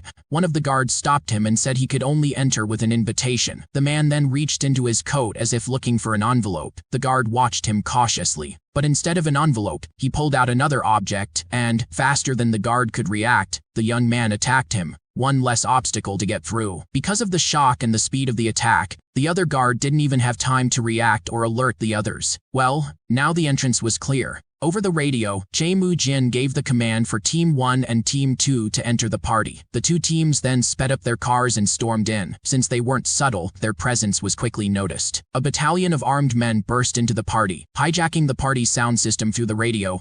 The gangster warned everyone not related to Yu Nung-han to stay calm. She instructed them to move toward any side wall, as their only target was the QS businessman. If they didn't start moving toward the walls right away, they would be treated as enemies. Yu Nung-han observed the whole commotion, so they really had shown up. That meant he just needed to quietly slip out before the crowd started to panic. A scream was heard, and now a man lay on the ground in front of the gang. Unfortunately, that poor guy had been used as an example so people would quickly understand how serious the situation was. That way, all the guests began to run in panic, while the businessman stood his ground. The gangster who had taken down one of the guests spotted him. Yeom Seung-gi was clearly curious about how things would unfold, but the detective didn't let him put his life at risk. Just because they were allies of the businessman didn't mean they had to fight for him. There were too many enemies, at least 24 of them. There was no way to send all of them to hell at once, and if Yu Nung-han got caught, that wouldn't necessarily be a bad thing. After all, he was a powerful opponent. From the detective's point of view, that choice actually made sense. There wasn't much they could do there.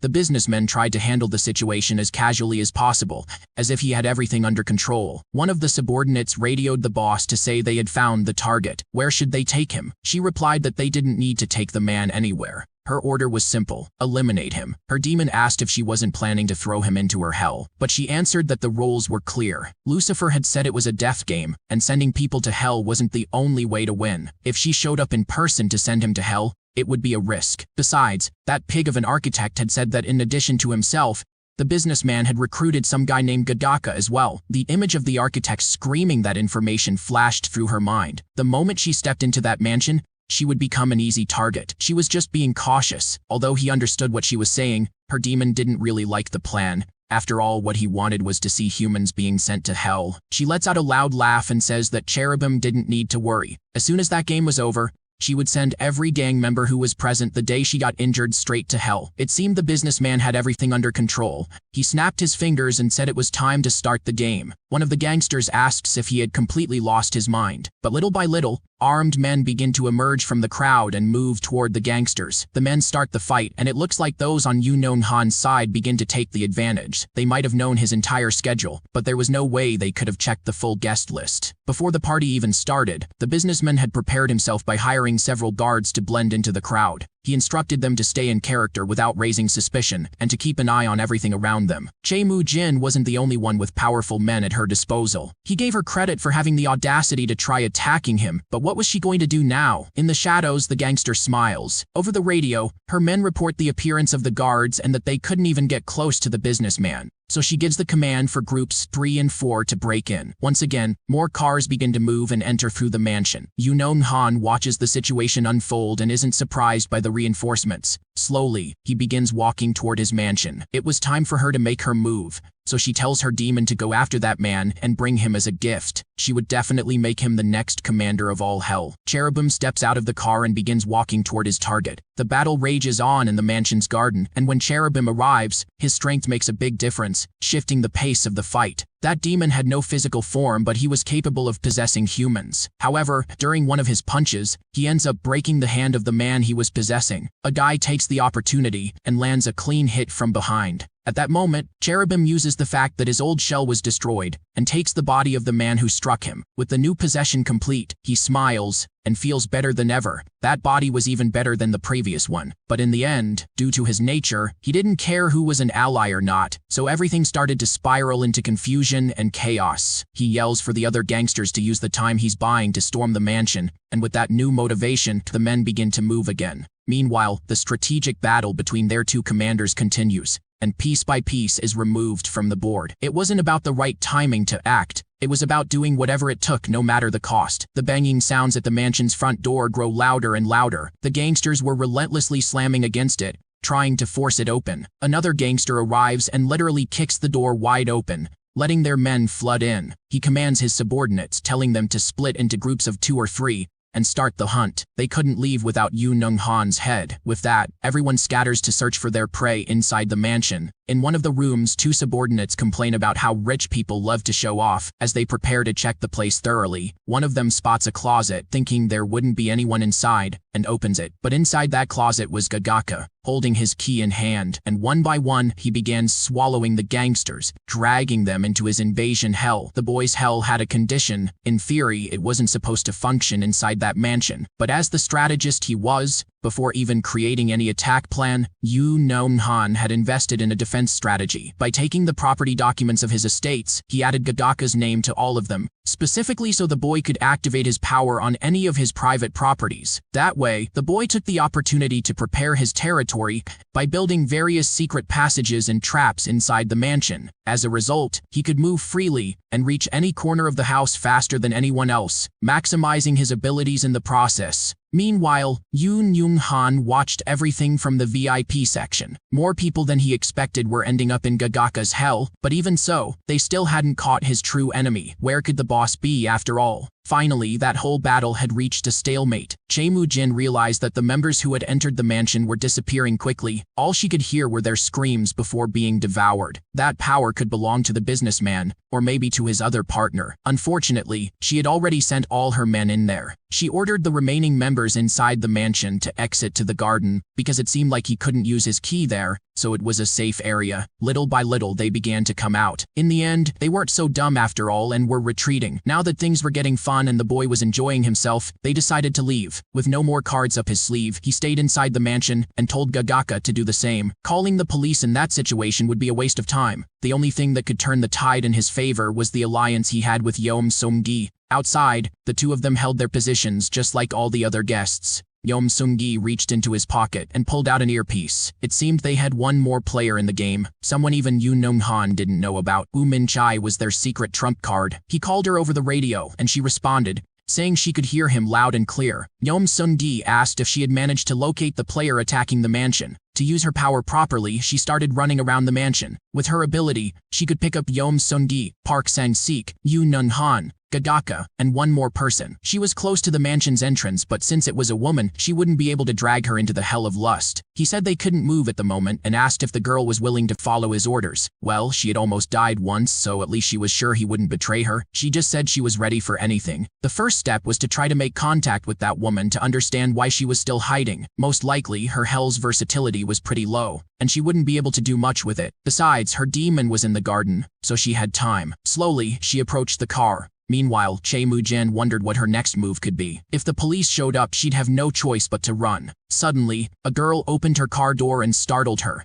As if she knew her, the girl asked to come in, saying it was cold outside. The gangster asked who she was, and Hu Min-che replied that it would be easier to show than explain, then pulled her key from her pocket. How did she know she was there? And more importantly, how did she know she was a hell creator too? Could that be her ability? The girl told her not to be scared, she wasn't there to fight, and the proof of her intentions was that her key wasn't reacting. There was someone who was interested in having a little chat with her. Then she took out her earpiece and placed it in Che Mu-jin's ear. They began to talk, and she asked what he wanted, since if he was in the garden it meant he was hiding among the businessman's guests. Well, he really was hiding, but he had a goal, and for that, he needed her help. His goal was to try to capture Yoo Nung-han together. At that exact moment, she couldn't do anything from outside, and it was obvious from the way her partners were just standing around in the garden. If she was willing to follow what he had to say, then he could catch the businessman by surprise. She wondered what she should do, since she didn't know that guy's true intentions. But as she had said, her hands were tied outside. Everything was going exactly the way Yeom Seung-gi wanted, and in the end, she accepted that partnership. Little by little, she passed new orders to her subordinates. They turned to the guests and threatened them to follow whatever the guy said. Everyone had to form a line. They were going to enter the house of the person who had invited them. Slowly, they began to move and enter the mansion. Everything was going according to plan. Once all the hostages were inside, the new order was one gangster per guest. So each gangster chose a guest and paired up with them. It looked like a crazy three-legged race was about to begin through the mansion. The one who came up with that idea was Yeom Seung-gi. That was the best way to deal with Gagaka's hell. He contacts Yoo Nun-han and asks what he should do next. Unfortunately, all those people were his valuable clients. There were many publicly important individuals in that place. Besides the guests, what would the hell creators think of him? And how would he explain all of that to the authorities afterward? In other words, his hands were tied. For the sake of his reputation and his current business, he couldn't use his power. That said,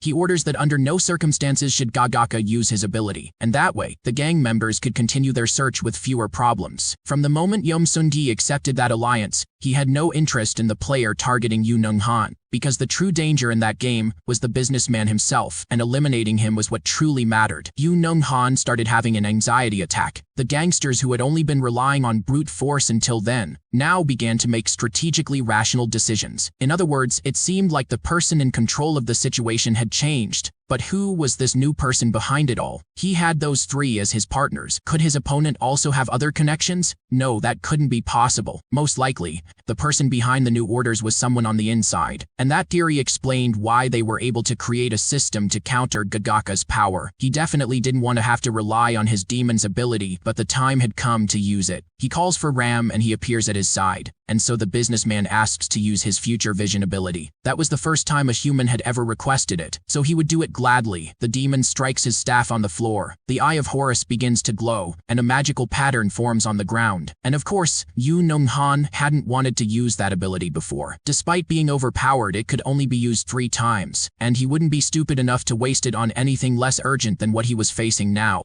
You made it this far? If you enjoyed it, leaving a like, subscribing, or sharing the video really helps support the channel and the work I put into these recaps. I truly appreciate it.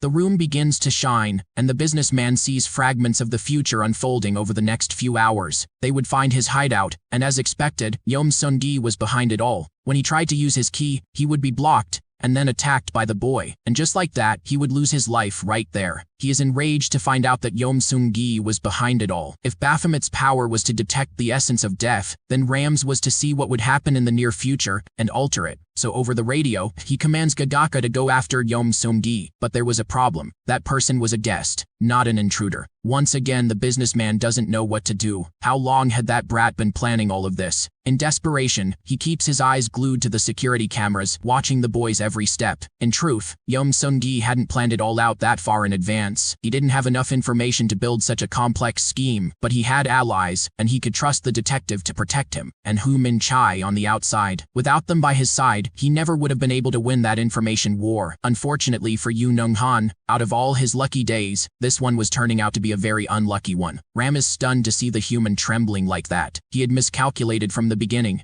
He thought the detective and the person who kidnapped the architect were the biggest threats, but that student was a Trojan horse. At that exact moment, he couldn't even rely on Gagaka's ability. He could only count on himself. He couldn't believe that someone like that, nobody had betrayed him. He would definitely judge that stupid kid's incompetence. So he gives the order for Gagaka to act. It didn't matter what the guests thought. They wouldn't be dragged into it either way. Gagaka is thrilled by that command. If he could act without as many restrictions, he absolutely would. His demon couldn't be more excited. And then, he transformed into Yu Nung-han. The whole thing would just become a game of tag with a fake decoy. And as expected, his opponents were falling for the streamer's trap like a bunch of clueless ducks. In that first wave, they could already count 4 opponents out. He turned the key, and the gates opened. Someone relayed the information that the businessman was near the lobby. It was time to forget the guests and take action. Yeom Seung-gi couldn't understand why the gangster who was with him had run off, especially since he didn't have a comms device. Then he told him he had found the target in another part of the mansion. But that didn't make much sense. Staying alive even while hiding would be difficult. What the hell was that lunatic planning to do? The real Yu Nung-han appeared and headed toward Yeom Seung-gi, while Jin Jen distracted the others with his disguise. Ram asked what he was thinking and if he had a plan. After all, exposing himself like that wasn't exactly a wise move. But his goal was clear: find that little nerd and finish him. Then his demon asked how he planned to do that. That's when the businessman extended his key to him. He had the ability to foresee the future, something his opponent didn't have, which meant that compared to someone like him who had that power, someone like Yeom Seung-gi could be considered incompetent. To conclude, Yu Nung-han told Ram never to question him again. He truly hated the feeling that someone might be above him. After all, he came from nothing. An old woman walked down a dark hallway and opened a door. Inside that room was Yu Nung-han, 7 years old. She greeted him with all the warmth in the world and asked if he was hungry. She had brought roasted sweet potatoes for them to snack on. The child said he was studying and working hard to become a successful boss and have loads of money. His dream of being rich was so innocent. He just wanted a good life and to pay off his father's debt so he and his grandmother wouldn't have to keep running. She gently stroked his head and said that even though the world of money and fame might dazzle the eyes, there were things more important than that. The child looked confused for a second, and his grandma said that, for example, the time they spent together couldn't be bought with money. After all, not everyone can be bought with money. There were things that not even a very rich person could obtain. In other words, she didn't want him to become someone like his father, who was blinded by money and ended up losing everything because of it. A few years later, they were in the law office. The bills had finally caught up to them. That amount of money couldn't possibly be paid by them. Because of that, his grandmother fell ill, given her age. That's how a young Yu Nung-han ended up alone in the world. While he was still mourning his grandmother, a man approached him to collect payment for the cremation. With no money to pay, the man tried to yank the urn from his hands and it fell. It shattered, scattering his grandmother's ashes across the floor. From that point on, Yu Nung-han started working wherever he could. He remembered his grandmother's words, that not everything could be bought with money and fame. As he watched his belongings in the rain, he had been evicted, and all his things were out on the street. That was when he became sure that without money and fame, he wouldn't be able to buy anything. He wrote a note to himself saying never to let anyone look down on him again. Then he started focusing on his studies and dedicating himself to his goal. He would do whatever it took to reach the top, leaving the weak behind, dismissing incompetent people and allying with those who could help him rise. That's how he managed to reach the top of QS Corporation, where his workers begged at his feet, but he didn't feel a shred of pity. After all, if they didn't want that negative result,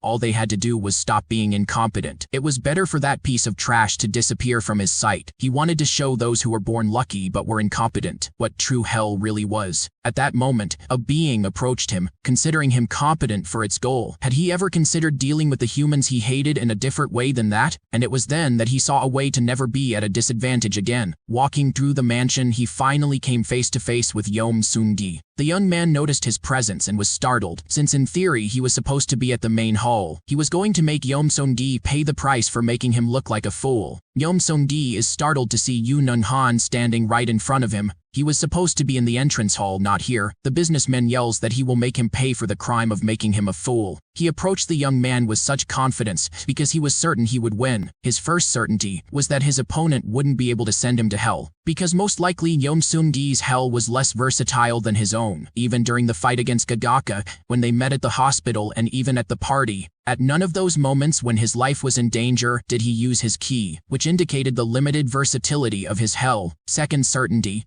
Yeom Sung-gi had already committed the sin of being incompetent, the act of blindly attacking an opponent without knowing their abilities, and always relying solely on rational judgment. Against someone as absurdly competent as Yoo Nung-han, he had made the mistake of rebelling, which leads them both to the current moment. But were the businessman's assumptions actually true? Had Yeom Sung-gi really committed the sin of being incompetent? Well, the result was clear. The ki hadn't reacted, which made the businessman even more doubtful. After all, if he was able to see the future and his opponent wasn't, then he became the incompetent one. Not understanding why that was happening, Yoo Nung-han turns to Ram and starts arguing with the demon. He asks, wasn't discovering Yeom Sung-gi's move proof that he was more competent than the boy? Ram looks at him and swallows hard. No matter how much his human screamed, the outcome had already been decided. The young man begins to smile. Being able to predict the future really was an amazing ability, but what else could he do in that situation? Even if he approached Yeom Sung-gi right now, the young man wasn't sensing the essence of death, which meant that Yoo Nung-han was no longer a threat to him. A crime is defined by human actions, but does just thinking about killing someone make a person a criminal? The correct answer was no. So the future that Yoo Nung-han had foreseen and tried to change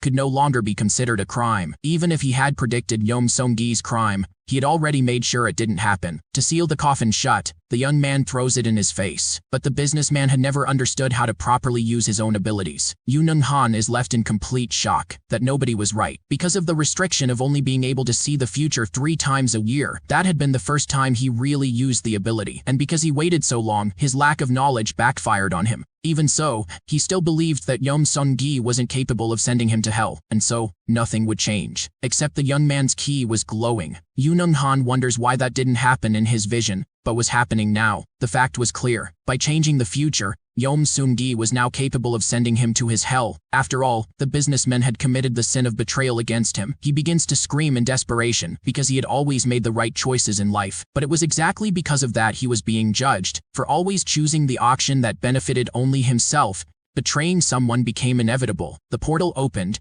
and the tentacles reached out toward Yoo Nung-han. And thus, the businessman was captured, dragged into Yeom Sung-gi's hell, letting out his final screams before the doors closed completely. A winner had been decided. Sometimes being a little patient is the best choice. Because he made the decision not to attack the detective that day, he ended up catching Yoo Nung-han. So that's his end, says Ram, as he dissolves in front of the other two. Baphomet couldn't have been happier. They move on to their next objective, but Yeom Sung-gi's legs give out for a brief moment. Baphomet asks why he reacted like that. They still had many players left to eliminate. Yeom Sung-gi replies that he wasn't being soft, but the tension that built up when those gangsters invaded the party, and the quick thinking he had to rely on to beat Yoo Nung-han in the final seconds, he had completely exhausted him. A normal human wouldn't be able to adapt that quickly to a situation like that. His abilities were definitely improving, and now it was time for them to end it all. On one side were the guests of the businessman Yoo Nung-han. On the other were the members of Chae Moo-jin's gang. A complex situation for hell creators like Gadaka and Park Sang-sik. But using the filming room to his advantage, Yeom Sung-gi began thinking of a solution to organize all that chaos. It was time to clean things up. On his phone, he dialed the number for the police. To enhance his performance, he placed a finger on his throat and started coughing. The officer answered, and with a hoarse voice, he began yelling that there were gangsters at the party he was attending, and that everything was in chaos. In response, the officer asked for the location. Yeom Sung-gi's act had been flawless. He had called the police because he needed to clean up that mess as quickly as possible. After all,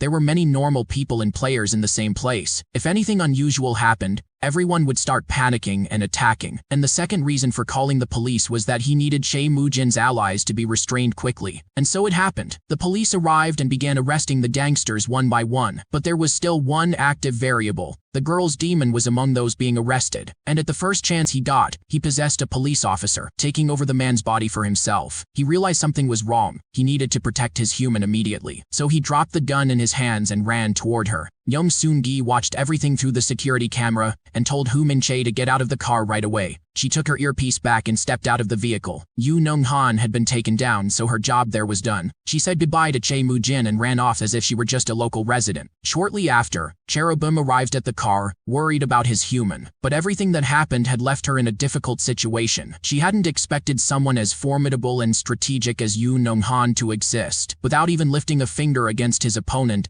he had managed to capture him and still made a fool out of her. They needed to get out of there fast. That guy she had talked to on the phone, he was dangerous. Meanwhile, Yeom Seung-gi considered how to destroy the evidence recorded that day. He pulled out some cables and threw the computer across the room. He kept kicking the black box until it short-circuited. The police couldn't know anything about what had happened that night. If they did, a witch hunt for hell creators would begin. He grabbed a fire extinguisher and sprayed it on the computers. With that act, almost everything was ready. Now he just had to blend into the crowd and get out of there. Baphomet asked if there was still anything left for them to do. Yeom Seung-gi stopped. The one thing missing was Yu Nong-han's ally, the streamer Gagaka. With the arrival of the police and no way to reach the businessman anymore, he had the same idea as Yeom Seung-gi and blended into the crowd to escape. Out of nowhere he was stopped, which gave him a huge scare, but the person who came up from behind was just a friendly police officer saying he'd escort him home. No need to be afraid. He thanked him and got into the car, barely believing he had made it out alive. But little did he know that the third reason Yeom Seung-gi had called the police was because the detective had a way of separating Gagaka from the other guests. Once inside the car, Gagaka sighed in relief, barely believing he had survived. He gave the officer his address, but the streamer had no idea that the one taking him was another hell creator, just like him. Park Sang-sik started the engine and took the road, but halfway through Gagaka noticed something was off. It didn't look like they were heading toward the city center. That's when he decided to look at the driver and saw Detective Park Sang-sik. Yu Nong-han had told him the detective was an ally, but if he was taking him to some strange place while the businessman was missing, then maybe he was an imposter. He needed to get out of that car immediately. He could take advantage of the fact that it wasn't going that fast to try and jump out, but he hadn't considered that maybe the door was locked, leaving him completely trapped, alone with his enemy. A patrol car wasn't the same as a taxi. The doors couldn't be opened so easily. Gagaka tries to threaten him with his key and says that, since he was driving, that put him at a disadvantage. The threat had no effect on Fernando, and he tells Gagaka to go ahead and open the portal. The boy is left speechless by his response. He thought he still had that card up his sleeve, but that wasn't the case. Bluffing wasn't going to work against the detective anymore. Fernando had a few theories about the young man's power. First, he had always sent people to hell in specific places. In other words, his power had a location restriction for activation. If the place didn't belong to him, he couldn't open the portal. Then he pulls out his own key and threatens that if Gagaka didn't want to open his own hell, the detective could do it for him. With the number of people the boy had already sent to hell, there was no way he was innocent. So if he wanted to stay alive a little longer, he'd better sit quietly like a good boy. Realizing he had no way out, Gagaka agrees to the officer's terms. They finally arrive at their destination, and none other than Carlos is waiting for them. Somehow, the young man had managed to arrive there first. He jokes that the taxi driver played fast and furious when he offered to double the fare. Well,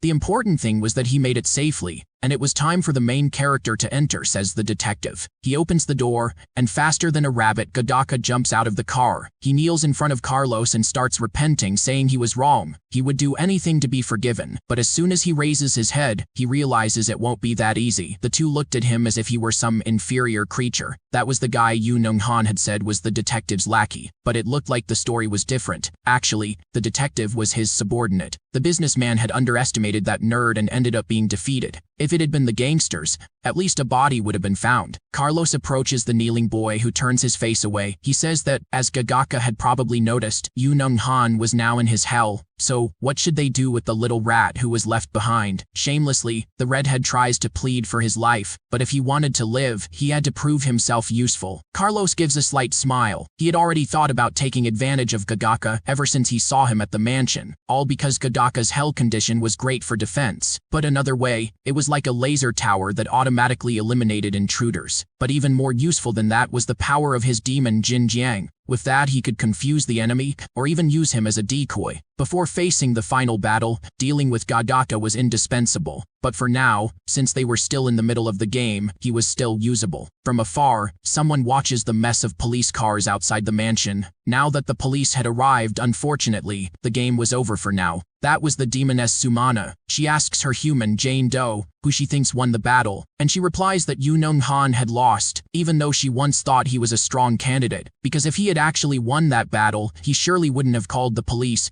To avoid damaging his reputation or exposing himself, if he wanted to clean things up, he would have called his private security team, so there was only one possible answer. But it probably wasn't the gangster who subdued him either, because it made no sense to abandon her subordinates like that. There was a third person involved. Sumana praises her human. She really was smart, so their next target could only be that third person involved. After all, they liked going after big fish. Jane Doe presses her pen to her clipboard. Before he could flip the game board they had built, they needed to send him to hell. In a messy room, Jong Chul lies wrapped in his blanket. Gorgodon Kilis wasn't too pleased to see him like that. He knew the human was traumatized, but sitting at home doing nothing wouldn't help. The architect keeps whining about being tired of the whole situation. Tired of Yu Sun Han. Tired of the gangsters. Look at him. His precious fingers had been broken. After all that, he definitely didn't want to go out anymore. He'd just stay home ordering food. He only made a contract with the demon because his co-workers were annoying. He never wanted a life like this. Gorgodon obviously was also regretting having chosen that man as his human. Suddenly, the doorbell rings.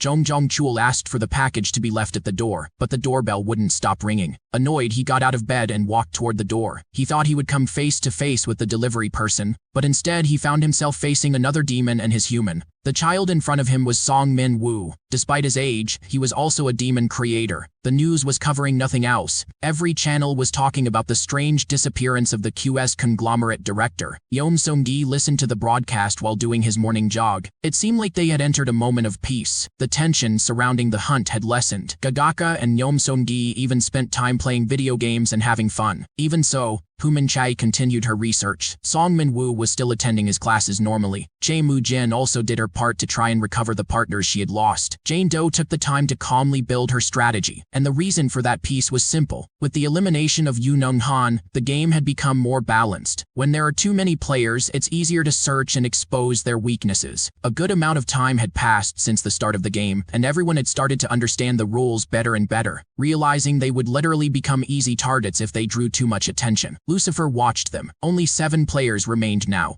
But that much calm didn't suit the King of Hell, and he was starting to get bored. Suddenly, a demon manifested beside him. His name was Temagul, Lucifer's assistant. He said that formation was expected. After all, games with too many players naturally led to alliances and balance. But the king complained. In the game he had participated in 700 years ago, it hadn't gone like that. The tension of not being able to rest for even a moment. The ruthless battles, that was what he had been expecting to see. So Temagul suggested creating a plan to break the calm. The king looked at him intrigued by the idea. His assistant then pointed to one of the participants on the screen. Why not call that young man in for a little chat? After all, he was the one who had caused the balance in the game, and he was the center of the alliance. Meanwhile, in the real world, Yeom Sung-gi continued his walk, but stopped to catch his breath. Baphomet appeared behind him, asking if the human wasn't tired of running like that. The young man replied that it was his stamina that had saved him during the fight with the serial killer. Besides, he didn't know what kind of player he might encounter in the future,